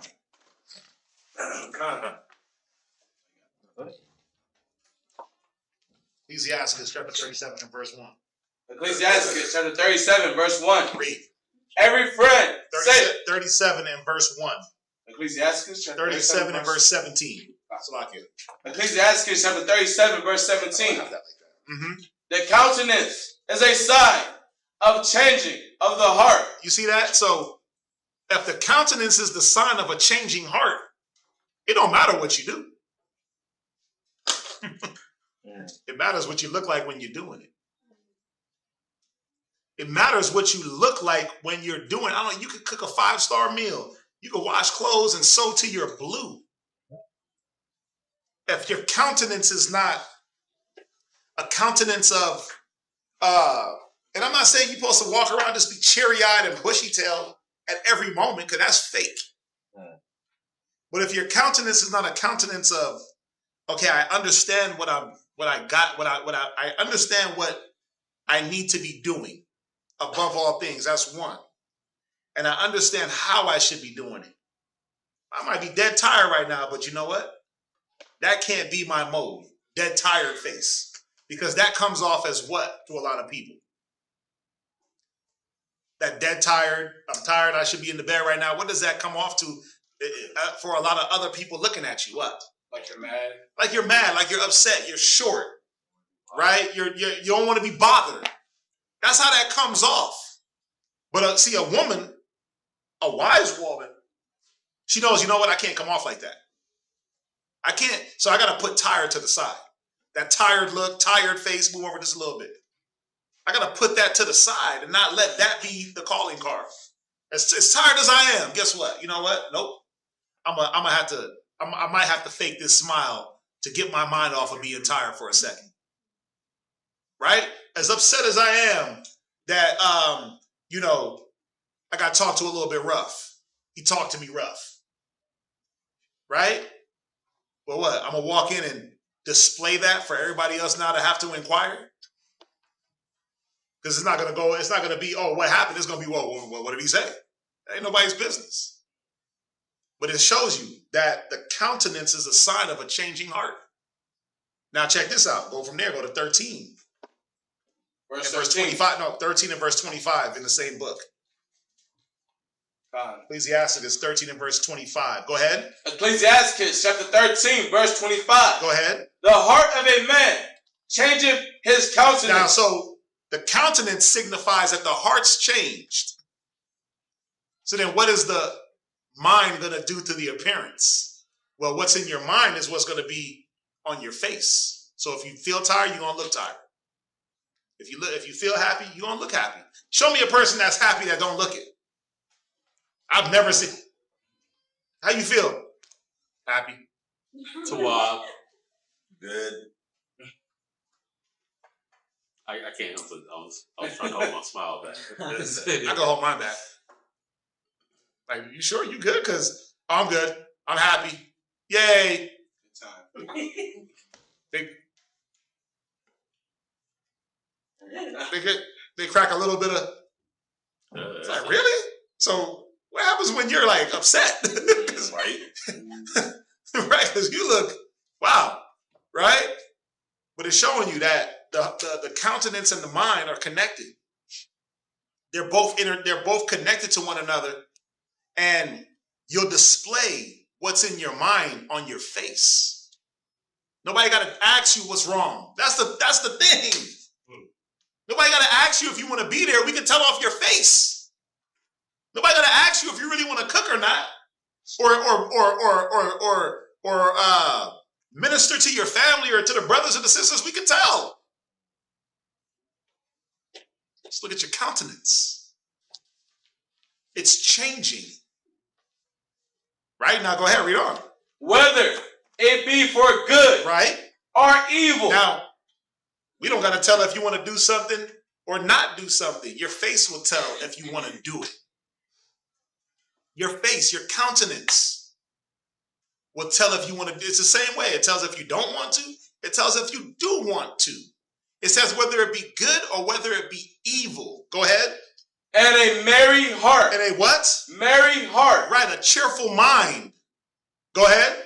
Maketh a cheerful countenance. You see how you can't cap through this? This is uncappable. You can't cap on the spirit. You can't. You can't. We can't outmaneuver the spirit of the Most High in Christ. Because a lot of y'all sometimes don't even know what your face looks like. But I tell you that it does match up to your brain. I didn't know I was looking like that. Yeah. Well, did you know you were thinking like that? Well, I didn't know I was thinking like that. That's just how I look. Because that's just how you think. If you look disgruntled, it's because you're thinking disgruntled. If you look upset, it's because you're thinking upset thoughts. As a man thinketh in his heart, so is he. If you look joyful, then you're probably more than likely joyful. If you look demonic, you're probably thinking demon. You're on demon time. If you look sad, you're probably thinking sad thoughts. Like, we can't get around this. There's no way to get around this. What do I always tell brothers? It's not that a person is moving, it's how they're moving. I don't care about your moving arms. Anybody can do this. Hey, right? Little wind thing in the front of the gas stations do that. Right. Right? Manashah sees him. He's like, look, Dad, the man is moving. I'm like, yeah, son. Don't take too much for him to move. He thinks he's a man. He's pointing out the window like, Dad, look. I'm like, what? He said the man. It's the wind thing that goes up. Yeah, to get people's attention. Got him. Right? But some of us are like that wind thing, that wind man. You just moving around. See, look at me. Ah! But you're upset. You're just moving to move. But your countenance shows us how you really think towards what you're moving towards. How you really think about what you're doing. We can't get around it. I'm going to say it. You can't get around this. Right? Watch. Read verse 26. Verse 26. A cheerful countenance, right, is a token of a heart that is in prosperity. Now, see, what is prosperity to you? That's another whole topic in question, right? Well, why you look like that, sis? Well, you know, I've just been going through it. Have you? Have you really? Have you really been going through it? Or has the Most High done many wondrous miracles in thy life? Got you to this point where you should be looking at the things that he's doing for you. Not what you don't got. Not that you're not prosperous in one manner over the other. Well, I'm not prospering in finances. Okay, cool. Well, whatsoever is brought on, you take with cheerfulness, with joyfulness, right? Because thou servest not the Most High with cheerfulness and joyfulness of heart. What happens? You say you cursed, right? Right, so read it again. A cheerful countenance is a token of a heart that is in prosperity. See, this is the signification of a heart that's in prosperity, right? Look, it says wisdom cheers up your countenance. Ooh. So it can't be money. It can't be money. It can't be toys. It can't be finance. It can't be any of those things. It has to be what? Wisdom. But you know, a lot of the times, your countenance has fallen because you're not putting things there to uplift your countenance. Your countenance is dependent on what? He didn't take me, if he took me on a date or not. If we went out to eat or not. Like, you can't, well, you're only happy because you went out to eat? Because he took you out to eat? You're only happy because, you know, you got some recognition at the job? Or your countenance has to be based on something other than something carnal. It's based on some outward effect. Yeah. Some carnal effect, some outward thing. Right? But think about it. It said that the women that did good works, it wasn't about their braided hair or outward appearance. What was it about? And if you read on in that, it tells you it's about the hidden man. Right? The hidden heart. Y'all see this? Maccabees, 2 Maccabees 3:16. 2 Maccabees 3:16. 2 Maccabees chapter 3, verse 16. Let's further prove this. Let's further prove this, that we read sisters like books. I read sisters like books. I judge a book by its cover. Right? You tell me who you are, I'm gonna believe you. I don't play that game like, no, that's not what it is. No, you showing me what it is. By the way you move. You know a man by his walk, his talk, his dress, his excessive laughter, but also by the countenance that they give. So all them confused looks is because y'all are confused. But what is he talking about? What is he really saying? Well, read. 2 Maccabees chapter 3, verse 16. Uh-huh. Then whoso had looked the high priest in the face, Go ahead. it would have wounded his heart. You see that? It said that any man that would have looked this high priest in his face would have wounded their heart. Why? Go ahead. For his countenance and the changing of his color. Go ahead. Declared. It does what? Declared. Countenance and the change. You just go pale. Eyes go black. Yeah, you got them raccoon eyes. Like, damn, what's going on with that sister? You over there looking like you got in a heavyweight fight. It said the changing of the countenance and the color. You no longer got that Bruce Leroy glow. You know Bruce Leroy. Show enough. You got that. You know he had that glow. He was blue, right? No, it was gold. Oh, he was gold and Show Enough was blue? Show Enough was red. Red. He was red. Right? You ain't got that golden glow no more. It's starting to do what? All that golden glow is starting to tarnish off. Why? You're doing good works, sisters. You're doing it, Peter. Wherefore didst thou doubt? Why is the glow? Why is the tarnish coming on you? Gold ain't supposed to tarnish. Right? Gold ain't supposed to tarnish. But why are you tarnishing? Why are you diminishing? We haven't even gotten to that part yet. Why? We're just talking about it. We haven't talked about why. Are we going to talk about why? I want you to read on.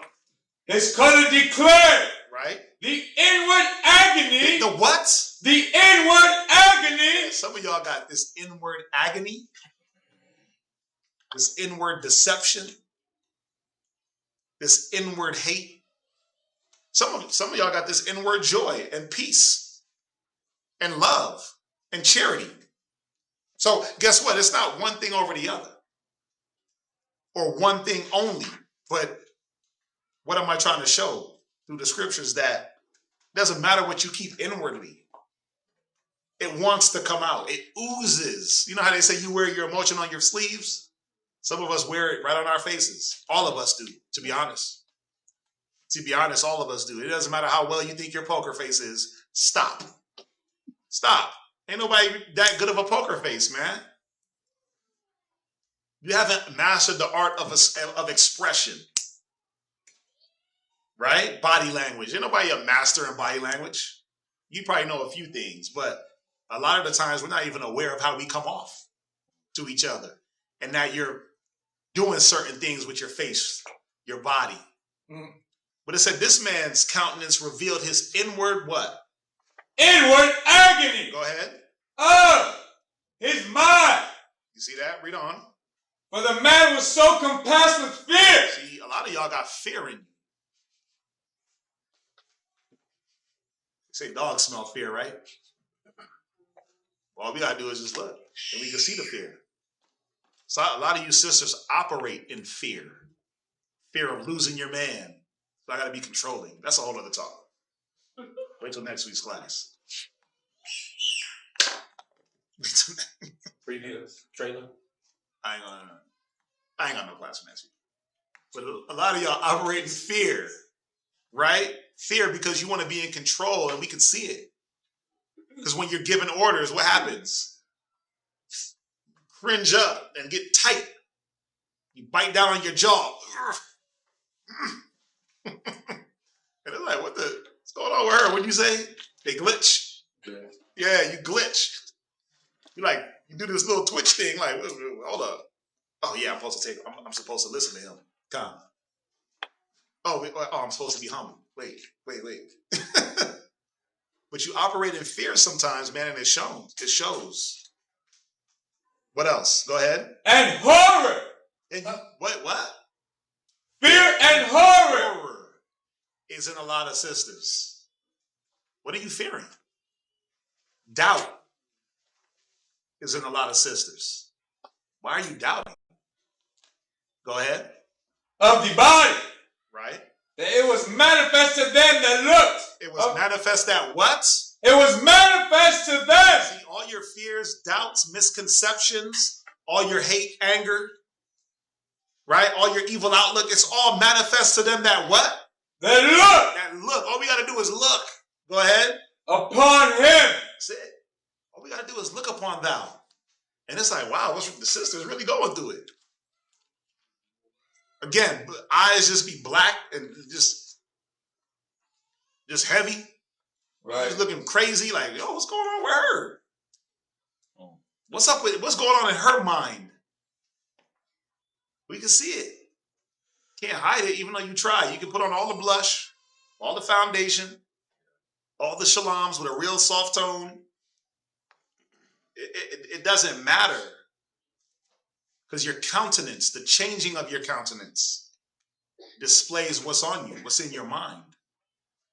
Ecclesiasticus 25:17. Ooh, this one's right here. Ooh, what's that? Just on this scripture too that we're just reading. The absence, like, people will hide and not want to be seen because they know that their face and body language and everything shows it. Oh, yeah. Oh, yeah. So they go and hide. Yeah. And then they're always sick. Oh, I'm sick.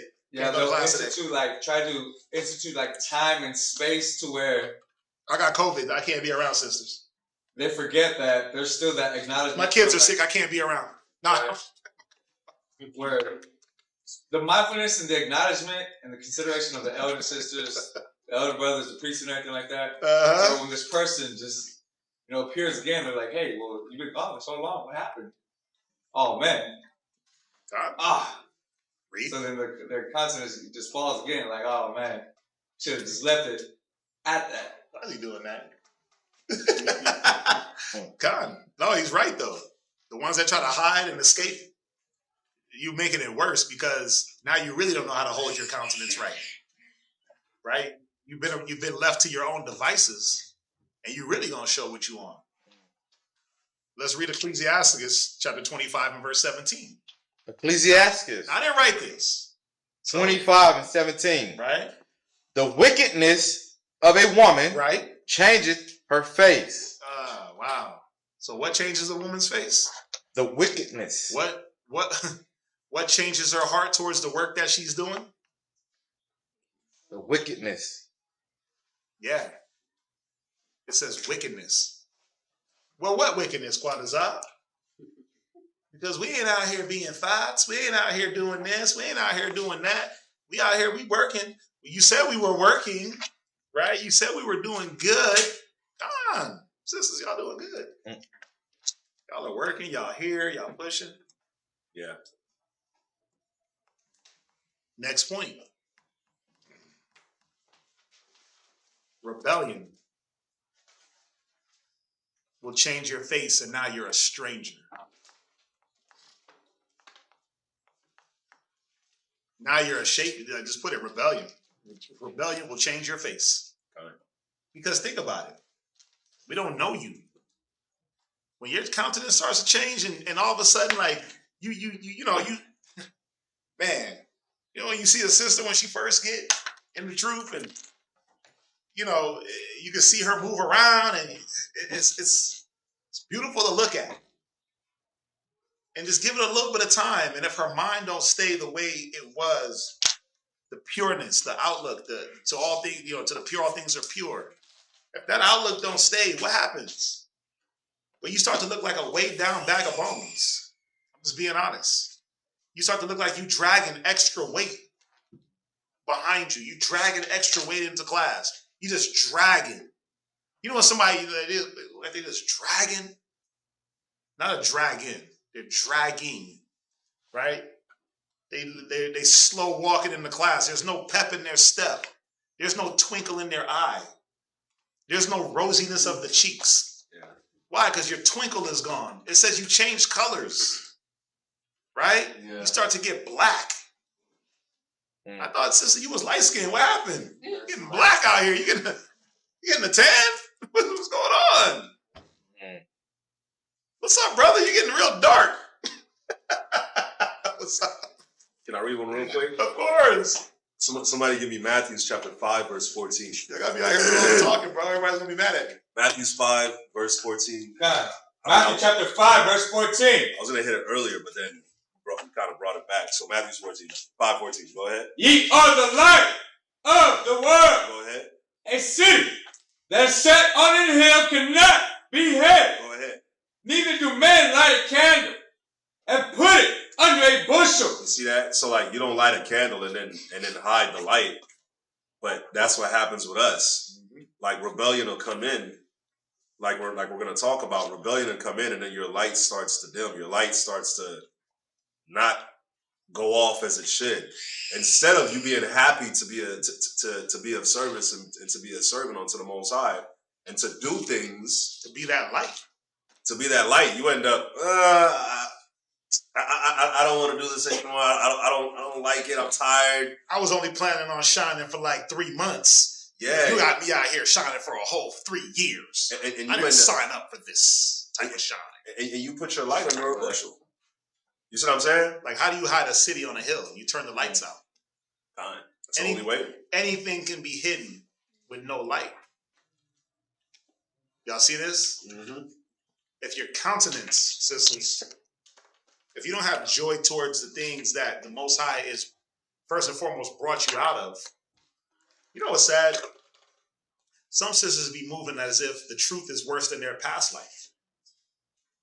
And I'm like, wait a minute. So you was better off without the Bible?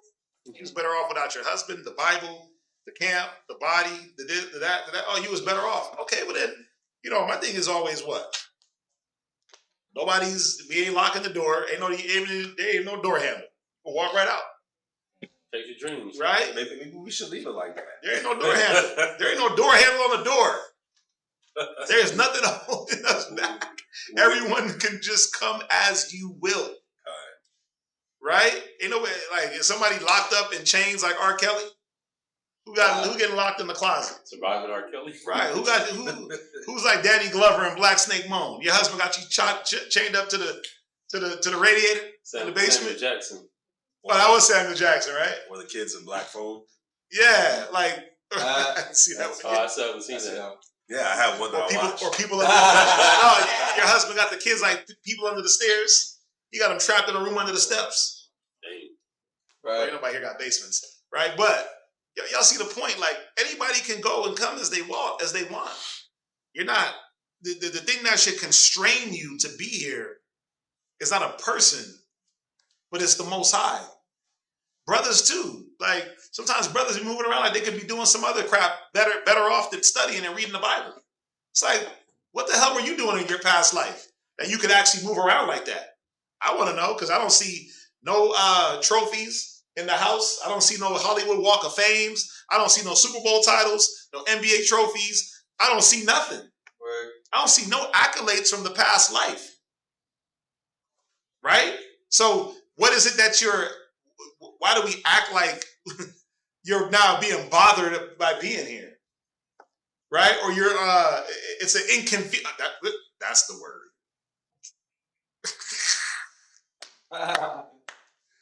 Inconvenienced. Sisters be acting like their husband is inconveniencing them.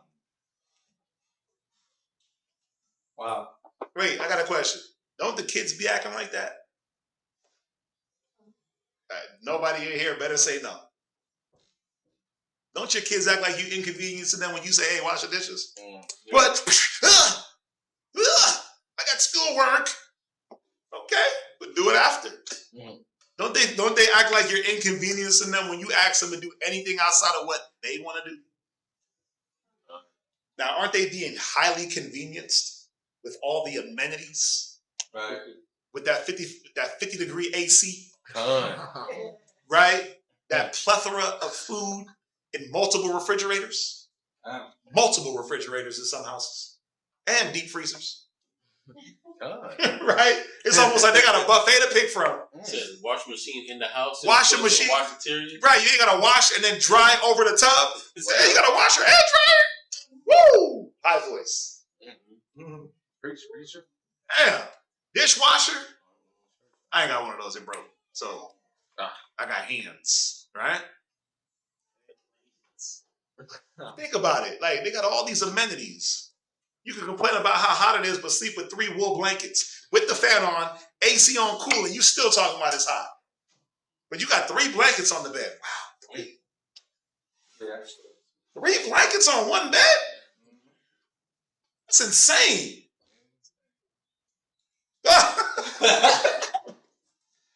plush leather. You could sit in and hit the warm on the seats or the cool on the seats. Yeah, can I listen to some music? Hook your little Bluetooth up. Right? All the amenities. And never have to care about how any of it gets there. Never have to even inquire like, hey, Dad, how'd you pay that today? You ain't got to know about money, half these kids, right? Now think about how convenient they are. I'm not trying to bang on the kids. I'm really trying to bang on you ribs. Because now you act... because you act just like them sometimes. It's like he asks you to do something and it's like, huh? But why? I'm stuttering now. But why are we doing this, sisters? Why are we huffing and puffing and blowing the house down with simple requests? You know, we're supposed to put a difference between... Well, you should have let him think a little bit longer before you spoke. No, that was like that moment where you just did that awkward silence. Go ahead.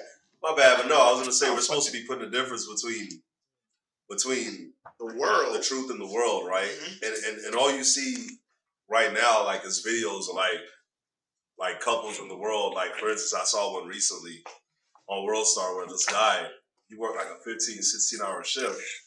He comes home and his wife been home all day. And he comes home and like ain't no food cooked. And he's like, I just worked a 15, 16-hour shift. Like, there's no food cooked? You've been here all day. What you been doing? You know? But I'm using that as an example. Not catering to your ass. Literally I'm that. cooking for you. Literally that. And but the thing is, it's like it shouldn't even have to come to that, right? Now, no sister here talks like that to their husband. I'm being facetious, having a little bit of fun. Right. But sometimes your countenance says, F you, homeboy. It literally says, I ain't doing that. Your face, your facial, your body movement, the extra twitch in your hip, and the jerk in your neck, bow and bow. You're like, right? The way. Did you say the twitching eye? And the twitch in your eye. Twitching eye, yeah. The quivering of the lip, right? The deep breathing. The deep exhale. Mm-hmm. Like, you worthless Negro. Why are you asking me things? Like, bro, I'm trying to tell y'all how y'all come off. You know what I do? Twitching eye. You know what I do? Put my rib on blast. When she do that, you know what I do? I just ask, like, yo, you good? And then what does she do? She thinks real quick, and then she's like, oh, yeah, I'm sorry, sir. I'm sorry, babe. Yeah, you know, I was, and I'm like, calm, but remember, you can't move like that. You can't move like that because of what's happening. If I acted out towards everything that was happening, y'all would think I was a maniac. Right or wrong. Mm-hmm. Y'all would think that I was a bipolar maniac with manic depressant, schizophrenic, just crazy dude. Unstable. Yeah, y'all would think like if I reacted to every like, oh well, my excuse is this is going on. Y'all be like, dang, so okay. Oh, well, you know what? I'm acting like that because this is going on. Y'all would be like, yo, this dude has lost it. Can we get a new priest, please? Y'all would be promoting Locker Rob real quick. Right? Y'all would be promoting these cats above me real quick if I acted out towards every daily situation. A lot of y'all call and talk to me, and guess what I done dealt with 5 minutes before you call or while you call? Chaos. Fires every day. Yeah. Firefighters. Yeah, but I don't come to y'all smelling like smoke. Ooh. I don't come to y'all all burnt up with my scars like, look, this is my excuse for wilding the hell out on you. Do I do that? Nah. You get the, hey, shalom. What's up? Khan? Hey, shalom, sis. Yeah, Khan? Yeah, well, you remember, sis, right? Like, and then you'll hear, sit down! Right? Because who am I yelling at? I'm yelling at the kids, man. But y'all don't be getting that. Now think about it. Why do y'all give that? We could all make excuses to why we act a certain way in certain situations. We can all do that. All got demons we trying to slay. We all got dragons we trying to kill. We all got fires that we're putting out. But how come some know how to keep that countenance and compartmentalize towards a person? Right? We don't lash out at brothers and sisters for the other brother's dumb mistake or the other sister's disgruntled talk. We don't lash out. We don't do broad strokes and general strokes like, oh, well, she acted this way, so all the sisters going to get dealt with. Or he acted this way, so all the brothers going to get gone into. Nah, bro, come on. That would be unjust, wouldn't it? It would be childish, wouldn't it? Ain't that what children do? Like, why you acting like that? Because I'm upset. So that means that you're upset at everyone? Wow, so we got to take the blow because you're mad at that person. That's how kids move. But what I'm trying to show, sisters, is that y'all move the same way sometimes. And you destroy the work that you're supposed to be doing towards the Most High. He don't want it. He rejects it. He don't look at it as anything worthy. He don't look at it as anything to be praised. That's why a lot of y'all don't get the praise you want. Because you'll do something good, and then on the heels of that, you'll have some countenance about you, or some disgruntled talk, or some snappy comment, right? Or some crazy just gesture that you do that you know is off and out the spirit. You know it, but you do it anyway. And then you want us to be like, come on, babe. Great job. No, we can't do that. You know why? Because then we be excusing the Bible from our outlook. The Bible don't say to cheer on good work, negative works, right? The scriptures say he's not a terror to good works. He beareth not the sword in vain, right? So we don't challenge you for your good works. We only challenge you for your negative and your bad works. And wait a minute, why are you looking like that? Why are you doing something so good? A lot of y'all don't get it. Why are you still in captivity, in sorrow, in your minds? And no joy, and no peace, and no love. You know why? Because you're doing things disgruntledly. Because you service not the Lord with joy. Go there real quick. Deuteronomy 28:45. Or 45 or 64, one of them. 45. Read. Deuteronomy chapter 28, verse 7. No, 28 verse 47. 47, right. 47. Right. Because thou servest not the Lord thy God. Right. With joyfulness. Right. And with gladness of heart. And what does the Most High want to do, you married sisters, to serve him? Well, he wants you to do what? Be a tower to your husband against death. Be submissive to your husband. Right? That's what he's looking for. It said that he needeth his heart safely doeth trust in her, that he needeth not no spoil. He ain't worried about spoiling. That's what the Most High wants from sisters. What does he want from single women? Well, I ain't got no husband. Well, he said you better be thinking about the things of the church. That's what he said for you single sisters. You think to please the church, right? Which means you're thinking to please other people. Right. To minister to the saints. What does this brother need? What does this sister need? Man, he ain't got no wife. Let me make him a headband. He ain't got no rib. Let me ask him if he wants to cook a meal. But read on. And with gladness of heart. But because you don't want to do it with joyfulness and gladness of heart. And how do we know? Because your countenance shows your heart. Go ahead. For the abundance of all things. Come on. Therefore shalt thou... And that'd be the problem with Israel. You act like you're doing these things for nothing. He said for the abundance of all things. Not just for like mediocre, but for the abundance. So you think you're doing it for a car? Well, I'm going to give you a bunch of cars. You think you're doing it for this? I'm going to give you a bunch of whatever it is. But Israel be acting like the Most High wants you to do things and he ain't going to give you nothing. Like your husband just wants you to be, again, pregnant and in the kitchen. Starting to rhyme now. And I was like, right? But that's how sisters be moving. Like, yo, I'm like, what do I get? You might as well say that. What am I going to get, Nick? Make sure you put nigga at the back of it, because that's what last facial expression said? It said nigga. Your countenance said that. Nigga. Like the nigga, like one of them niggas on the block. What's up, nigga? That's how you look like. Cook? What's up, nigga? That's what it said. Like, that's what it looked like. That's what it looked like. Right? Go ahead. You're gonna get something. Stop acting like you just not getting nothing out of the deal. Right? There's a great reward.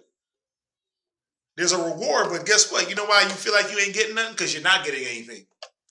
Because of how you're moving towards what it is you're doing. So the Most High is like, well, you could have got the no. Look, I can't reward her. It's again, it's like children, right? Like Noah will come to me like, Dad, so if I do good for the next week, could I? I'm like, come on, sir, you're right. You know what? Give me 7 days, no emails, no teachers calling me, and get your grades and nothing missing. 6 days, I get an email. Yeah, and so at Noah, And then on the 7th day, he's like, so Dad, we're gonna go get my Pokemon cards? I'm like, no, we're not gonna go get no Pokemon cards, bro, because yesterday you messed the deal up. And then he gets mad, like, see, you never buy me anything. But no, because you never keep your contract. You never can be able to go the duration of the contract without messing up. So how can I reward? So Most High is doing the same thing. He's like, wait a minute. You want things, you want this and you want that, but at least go 2 days without disgruntledness.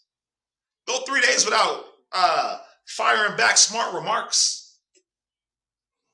Right? Go 3 days with just straight humility. Read on. Verse 48. Give me 24 hours at least. I mean, can we get like 3 hours of humility? Okay, no.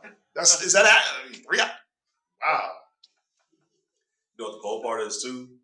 For because like, you were saying 3 hours, right? Yeah, nigga, where you live at? The cold part is like a lot of ribs, you know, like their husbands ain't home all day. Woo. So it's like, what do you want to give him when he does come home from work? You know what I'm saying? Like when he does come home and it's like, oh, it's 7 o'clock, he's finally home, or 6 o'clock, he's finally home. Like you literally got 4 or 5 hours with this man before, you know, y'all are about to go to sleep. So like, and you want to make those 4 hours about disgruntledness and attitude and I didn't like this and that. Like, man. Right. See, I'm doing it. I'm just like, ugh. You know, you start doing these things. You wipe your whole face off down to the beard. Oh. Right? Go ahead, read on. Verse 48. Therefore what? Shalt thou serve thy enemy. Right, now you're going to have a harder servitude. You're going to have now you're going to have to still maintain that house and some whack job. Ooh, see? You wonder why you got to go to work? You wonder why you got to go to work? Because you asked for it. You wonder why you got to go out and slay dragons and be that killer? Because you asked for it. Because you didn't want to just humble down to this one man. So now guess what? Now you got to have a boss breaking your back, or a few of them. Now you got to have your boss. Now you got to humble down to some crusty white dude or some old pale white woman with the chicken neck, just telling you all types of things with bad breath. And you sitting here like, this old woman don't know a damn thing. But guess what? She your boss. She's your boss. She telling you what to do. She might not know nothing but to tell you what to do. And you hate it. You hate it. But guess what? Too bad. So sad. Change your countenance. Change your mind. Right? Change your outlook. Go ahead.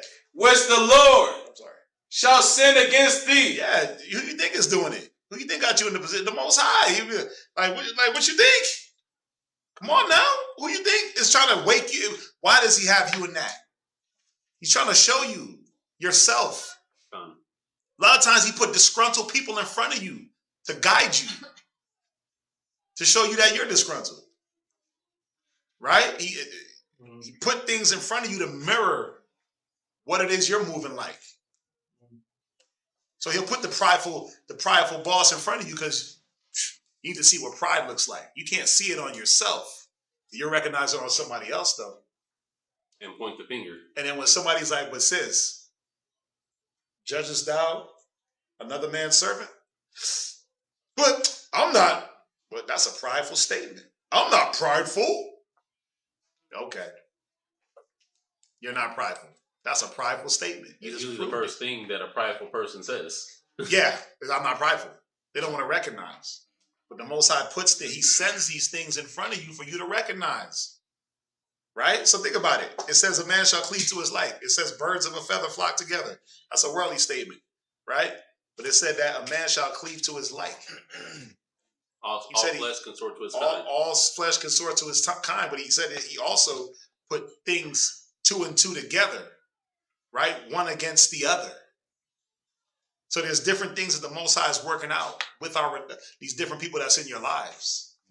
So even it says a wicked woman is given to the portion of a wicked man. Ooh. Right? Brothers ain't exempt, so you got to check your level. Yeah. Right? It says, blessed is the man that find a virtuous wife. See that? So it works in many different ways, but then you got to sit there and understand your situation. Right? Jump from there. Go to Proverbs. Rebellion changes your face. Go to Proverbs. Go to Proverbs 2:16. We should have been done already. I'm talking. Got Proverbs 2:16? Yeah, Proverbs 2:16. Proverbs chapter 2, verse 16. Go ahead. To deliver thee from the strange woman. And this is what you become. When your countenance changes and your mind changes, you become strange to us. We looking like, what we looking at? Where'd she go? Where's that wholesome, graceful mind towards the Most High wife that I had? Like, what happened? Where'd that sister go at? She get kidnapped? We looking like, wait a minute. Okay, you do the Laban? You do the switch? Leah and Rebecca? Leah and Rachel? Thought I had Rachel. Where Leah come from? You looking around like, wait a minute. No, my wife is back there somewhere. Right, sis, I don't know you. You moving her out the way? Wait a minute. What's going on here? Oh, okay. Oh, so yeah, the devil done took her. Put his whole face on her body. Wow. Go ahead. Even the stranger, right, which flattereth with her words. Right, because that's what it becomes now. This word flattery. Trying to flatter yourself out of correction. Trying to flatter yourself out of the situation. Ooh, we know that, right? Because you can never be told that you're wrong. Say, wait, hold up, man. Wait, you talk. Wait, no, but you know what? You're right. But I was doing it because it's like, wait a minute. No, I don't want to hear all that. Just take it and roll, right? Take the correction and roll. But you try to flatter your way out of what it is you're doing. Go ahead.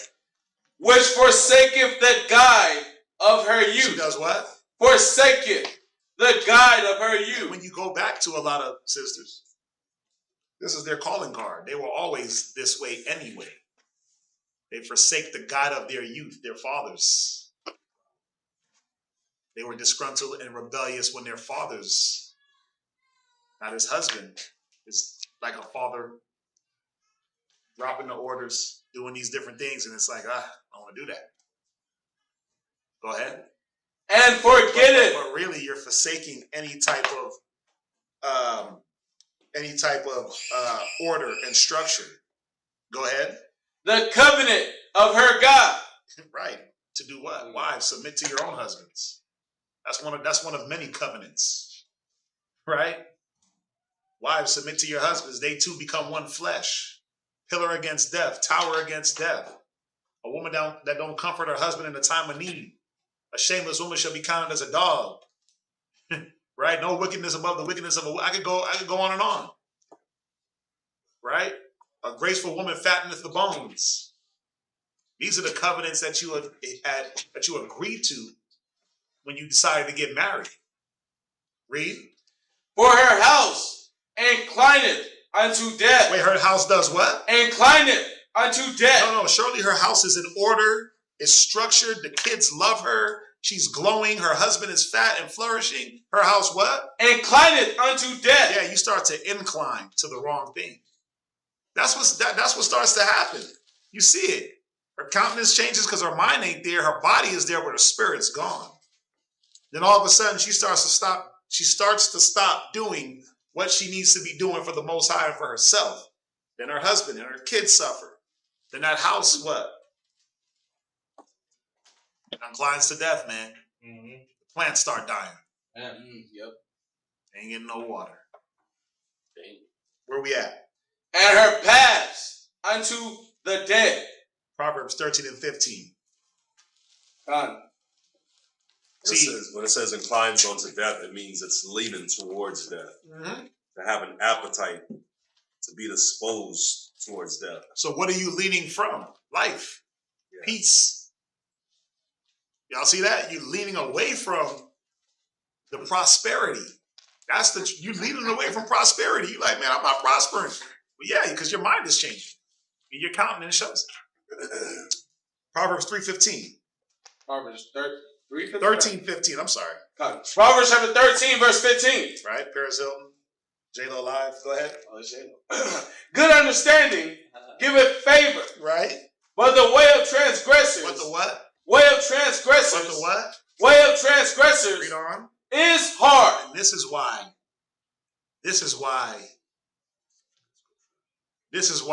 it's like, man, I'm turning black like a slackcloth.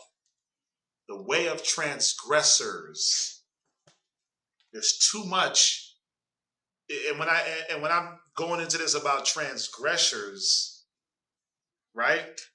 We know transgression is the breaking of the law, is sin. But there's too many transgressions as far as I'm not going to do it like that. I don't want to do that. I don't know why this, but how come that?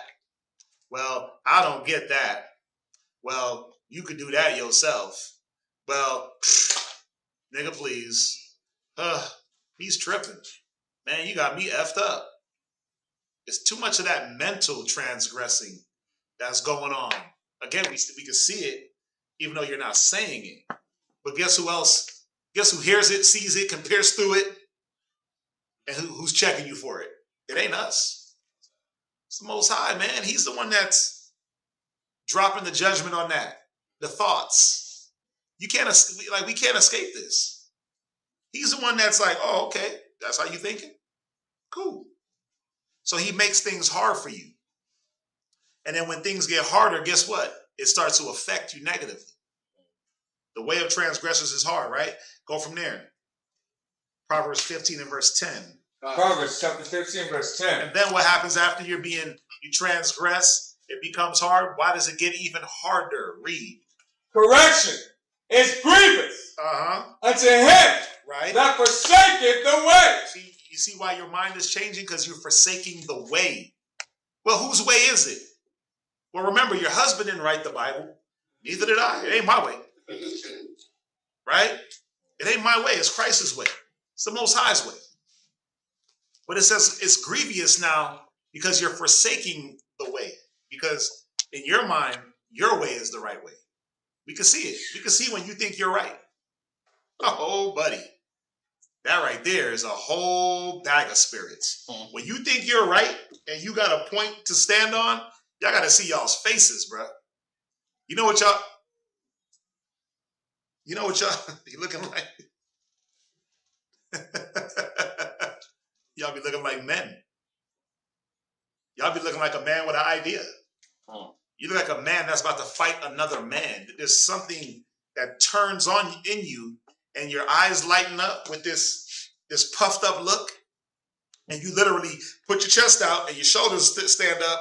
And it's like, wait, so we about to box? Squaring up with me? Yeah, like we about to square up? We really about to do this? And it's like, wait a minute. Like, again, what happened to that meek, humble, soft, delicate, shalom, sir? You can hear the crack in her voice when she speaks to you. Yeah, shalom, sir. Right? Sound like Shariah. Shalom, sir. Right? You're like, oh, that sister's humble. Right? What happened to that sister? But no, I got Tank Davis in front of me. Right? I got Gervonta Davis. I got Muhammad Ali in front of me. Wait, so you about to whoop on me? Okay. So I'm George Foreman. Wow. Right? That's how sisters be acting, dude. Like that demon gets on them. And bro, it's like, wait a minute. Okay, yeah, I gotta go. I can't deal with that. Y'all gotta check that. Y'all gotta really understand what y'all are doing in these moments of this rebellion. It says rebellion is like the sin of witchcraft. God. Witchcraft can make anything appear. And it can make anything look like it's not there. Right? Yeah. We see witchcraft, they make a whole bus disappear, but it's still there. Y'all watch David Blaine, all these dudes floating? Yeah. But they got real demons. But why did it say rebellion is like witchcraft? Because that's a demon. It's a demon that gets on sisters. Right. And it's a real heavy demon that can get you in a lot of hurt, a lot of pain. Right? Read on. And he that hateth reproof, right, shall die. Shall what? Shall die. Well, I'm gonna go live over here because I don't need nobody to tell me nothing. Read it again. He that hateth reproof. Yeah, she that hateth reproof. Shall what? Shall die. Yeah, you're not gonna prosper because nobody can tell you nothing, or because you don't want to hear this. You're not gonna live. You're going to die a slow death, right? You die this slow death and your countenance is even showing that. The suffering in your mind of this death that you're going through. It don't gotta be like this. Y'all know that, right?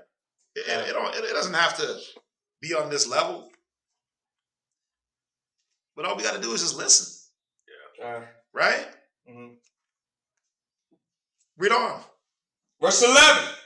Hell and destruction are before the Lord. Right? How much more than the hearts of the children of man? See, because he knows what's in your heart. He said hell and destruction are before the Lord. But how much more is your heart before the Lord? He said his eyes are 10,000 times brighter than the sun, beholding the ways of men and all their secret parts. He knows your heart. Go ahead. A scorner loveth not one that reproveth him. Yeah. You see that? A scorner don't love one that reprove him. Man, he gonna tell me something. You start to develop a hate for your husband. That's why when you now do things, you'll do things because you're his wife. But the love behind it is no longer there. Read on. Neither will he go into the wise. Will he do what? Neither will he go into the wise. Goes right back to Yashakar's thing that he was saying about they hide.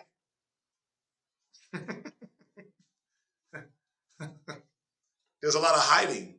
I don't want to be sought out. I don't want to be seen. I don't want them to know. I don't want them. I know you was talking about me to them, so I'm not going to come around.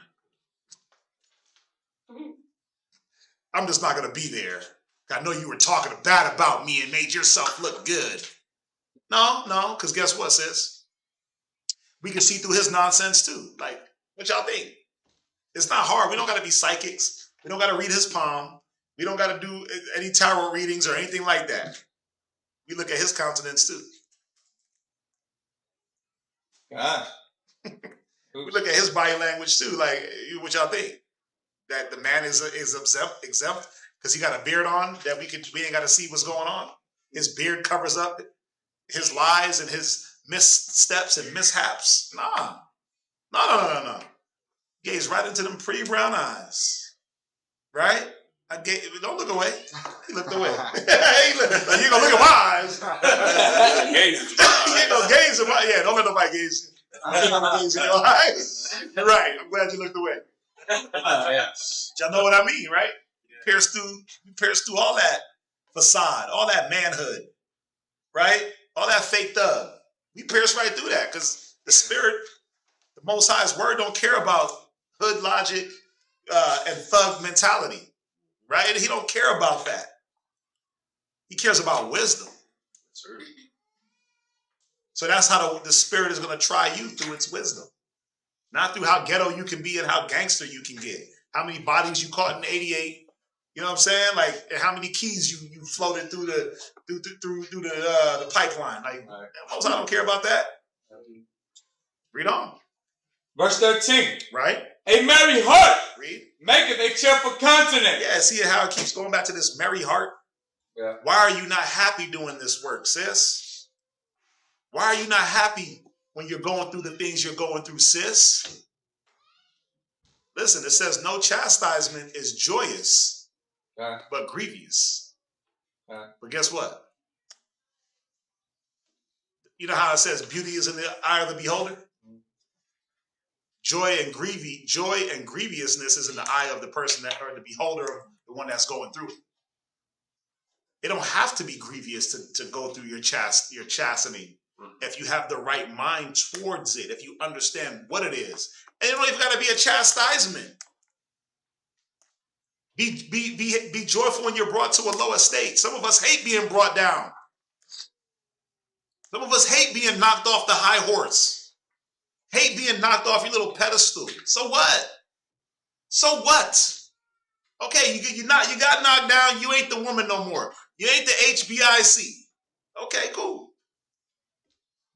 Here's the opportunity to grow and build yourself back up. Here's the opportunity to examine yourself and see why you fell. But see, we don't want to do that. Instant gratification. I want to just be up there. Here's my opportunity to better myself. You guys ever ask, like, man, why do I go through what I go through? What is the Most High trying to really, really get me to see? Because we can't get you to see anything. But do you ever ask yourself when you're going through certain things, like, what is the Lord? What is Yahweh Shai trying to show me? I can't see it through his word for some reason. So he's putting me through something. What is it? But you know why you never find out? Because you hide. That's one. You lie. You cheat. You steal. Read on. But by sorrow of the heart, the spirit is broken. The what? The spirit is broken. See, all that sorrow you putting yourself through for no reason, that's why your spirit is broken. That's why when it's time to get busy and do work, you're moving around like a broken vessel that can't hold water. We move around broken, and all we're trying to do is say, hey, let's fix it. Let's mend you up. Super glue. Humpty Dumpty fell off a wall. Humpty Dumpty had a great fall. And we're just trying to put you together, put you back together. But it's like I'd rather carry that sorrow around. I'd rather carry around the hurt, the pain. But how's that working for anybody? How does that work for your children? How does that work for your household? I mean, y'all know that your kids pick up on it, right? And they literally leech on to.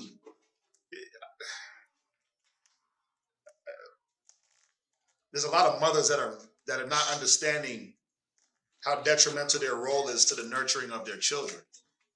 A lot of women don't get it. That the very words you speak, the very touch that you touch a child, literally develops their whole psyche.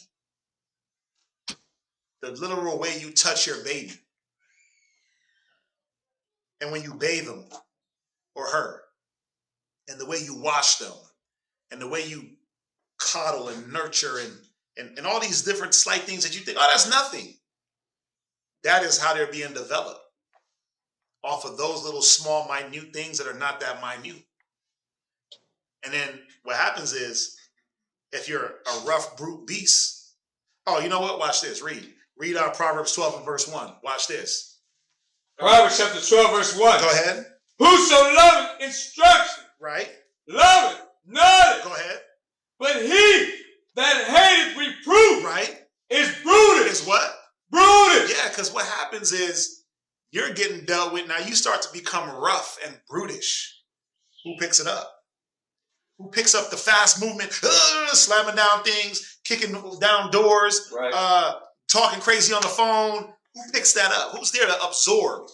Like a sponge. They say children are like sponges. Their little minds are so delicate. They're like sponges. But then you got the nerve.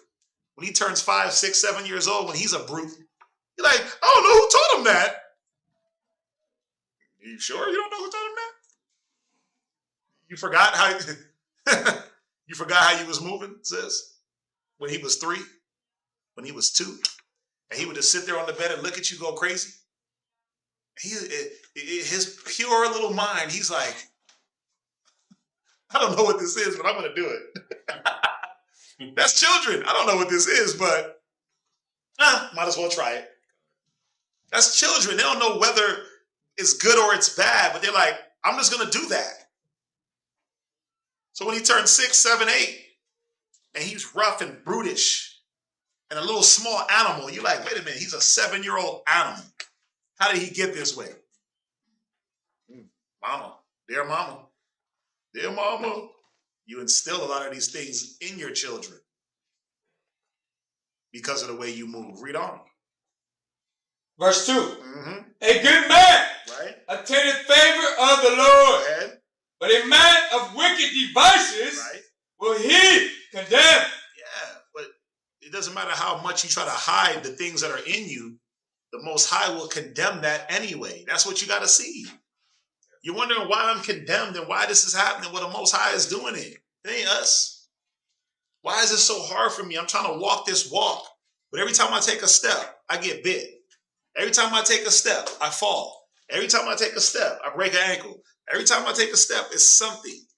I take 1 step forward, 18 steps back, 2 steps forward, 3 steps to the side, and I'm like square dancing out here. Why? Well, remember, it's your mind towards how you move. It's your outlook towards what you're moving towards. Go ahead. A man shall not be established by wickedness. Wait, what? A man shall not. A woman shall not what? Shall not be established by wickedness. The wickedness of a woman changeth her face. You can't establish anything with this rebellion. It says, doesn't it say the blessing of the father established the house, but the wickedness of the wife uprooted it? What is that wickedness? Isn't it her going against what he's laying down? Now, who asked that question the other day? Now you get that even more, right? Yeah. Yeah, he's trying to lay something down, but she uprooteth that blessing because there's no unity. She's rebellious. But it says nothing. Read it again. A man shall not be established. A woman. Read it again. Shall not. No, read it with a woman. A woman. Go ahead. Shall not be established. Go ahead. By wickedness. Yeah, man. Nothing you do will be established by rebellion. Being disgruntled, being evil-eyed. No type of wickedness is going to establish your household.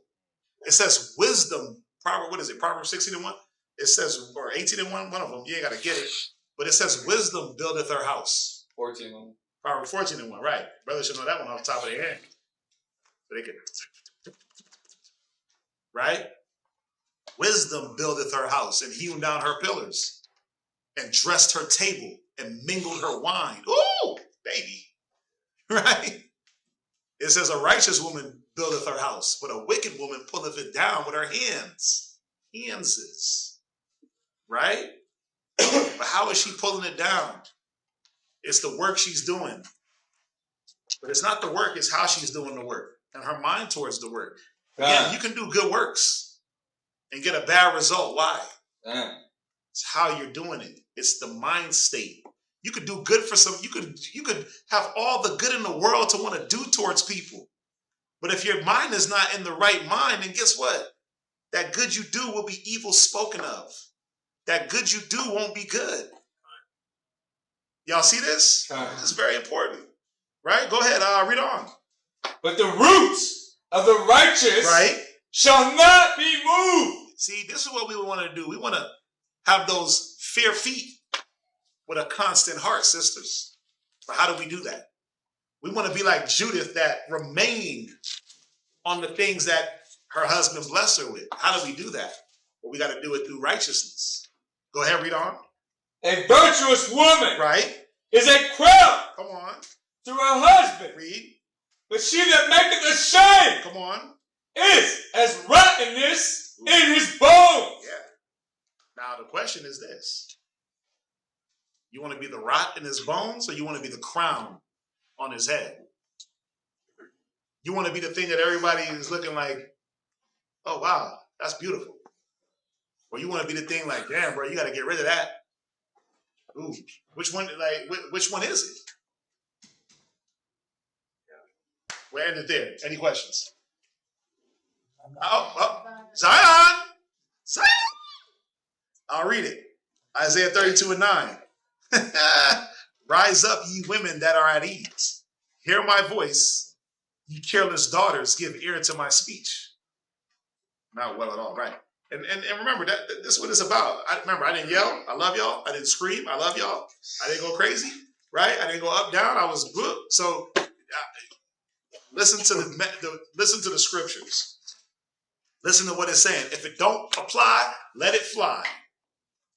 But if you're like, well, that don't apply to me. Okay. Never? wait. Never apply? Okay, sis. Come on, so you perfect. And you got it down, and the Bible, you don't need it. Right? What's that? I have a precept of a sister in the scriptures that served the Lord with joy and served the body with Dorcas. No. Oh. No, Dorcas. It was Dorcas, though. Yeah, that's one more. That's one of them. Ooh, go ahead. Romans chapter 16, verse 1. Uh-huh. I command unto you Phoebe. Phoebe. Go ahead. Our sister. Right. Which is a servant of the church. Read on. Which is at Kentria. Uh-huh. That you receive her in the Lord. Come on. As becoming saints. Right. Why was she being received? Because of the way she was moving towards her ministry. Go ahead. And that ye assist her. Right. In whatsoever business she has need of you. Yeah, because she wasn't going to take advantage of the business, be disgruntled towards the business, scrutinize. She wasn't there to scrutinize the business and talk bad about what was going on. She was there to add unto it if she saw deficiencies and things. Go ahead. For she hath been a securer of many. Damn, this is Paul going in. Letter to the Romans. And of myself also. Yeah, bro. Phoebe said she was secure. She was what is a secure? Security, comfort. A comfort, an aid. Right? What does it say for the secures? Oh, yeah, it's an aid. Wisdom of Solomon 17, right?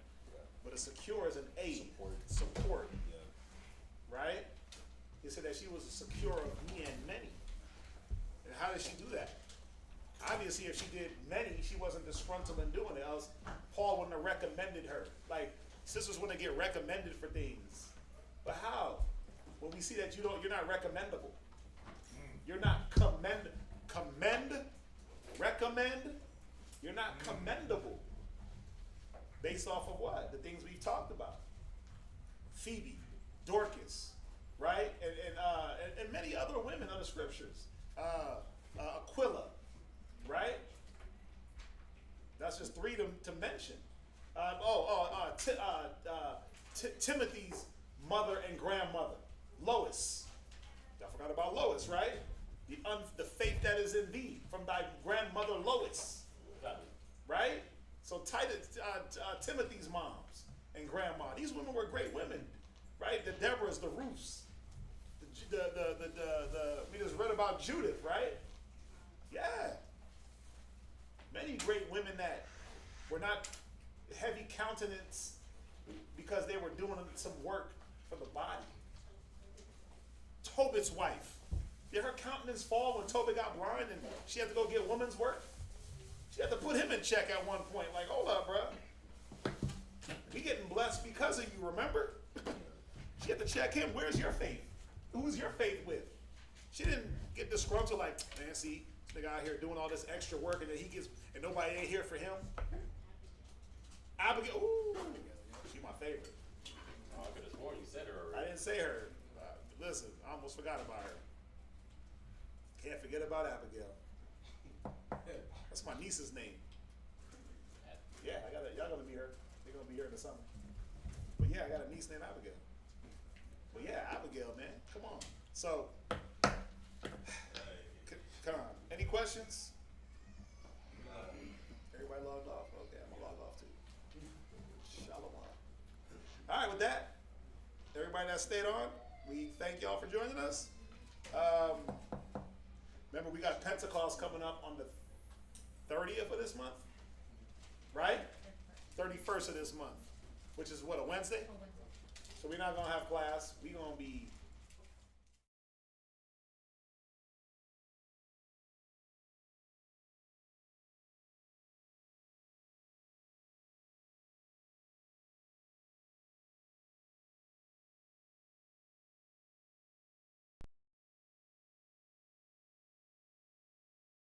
Virginia, Rochester. They're gonna be doing the same thing. So we'll be doing that on the 31st. So I mean, with that, we'd like to say shalom. Shalom. Chilling up in the kingdom, chilling with Yahweh Shai and all the brothers.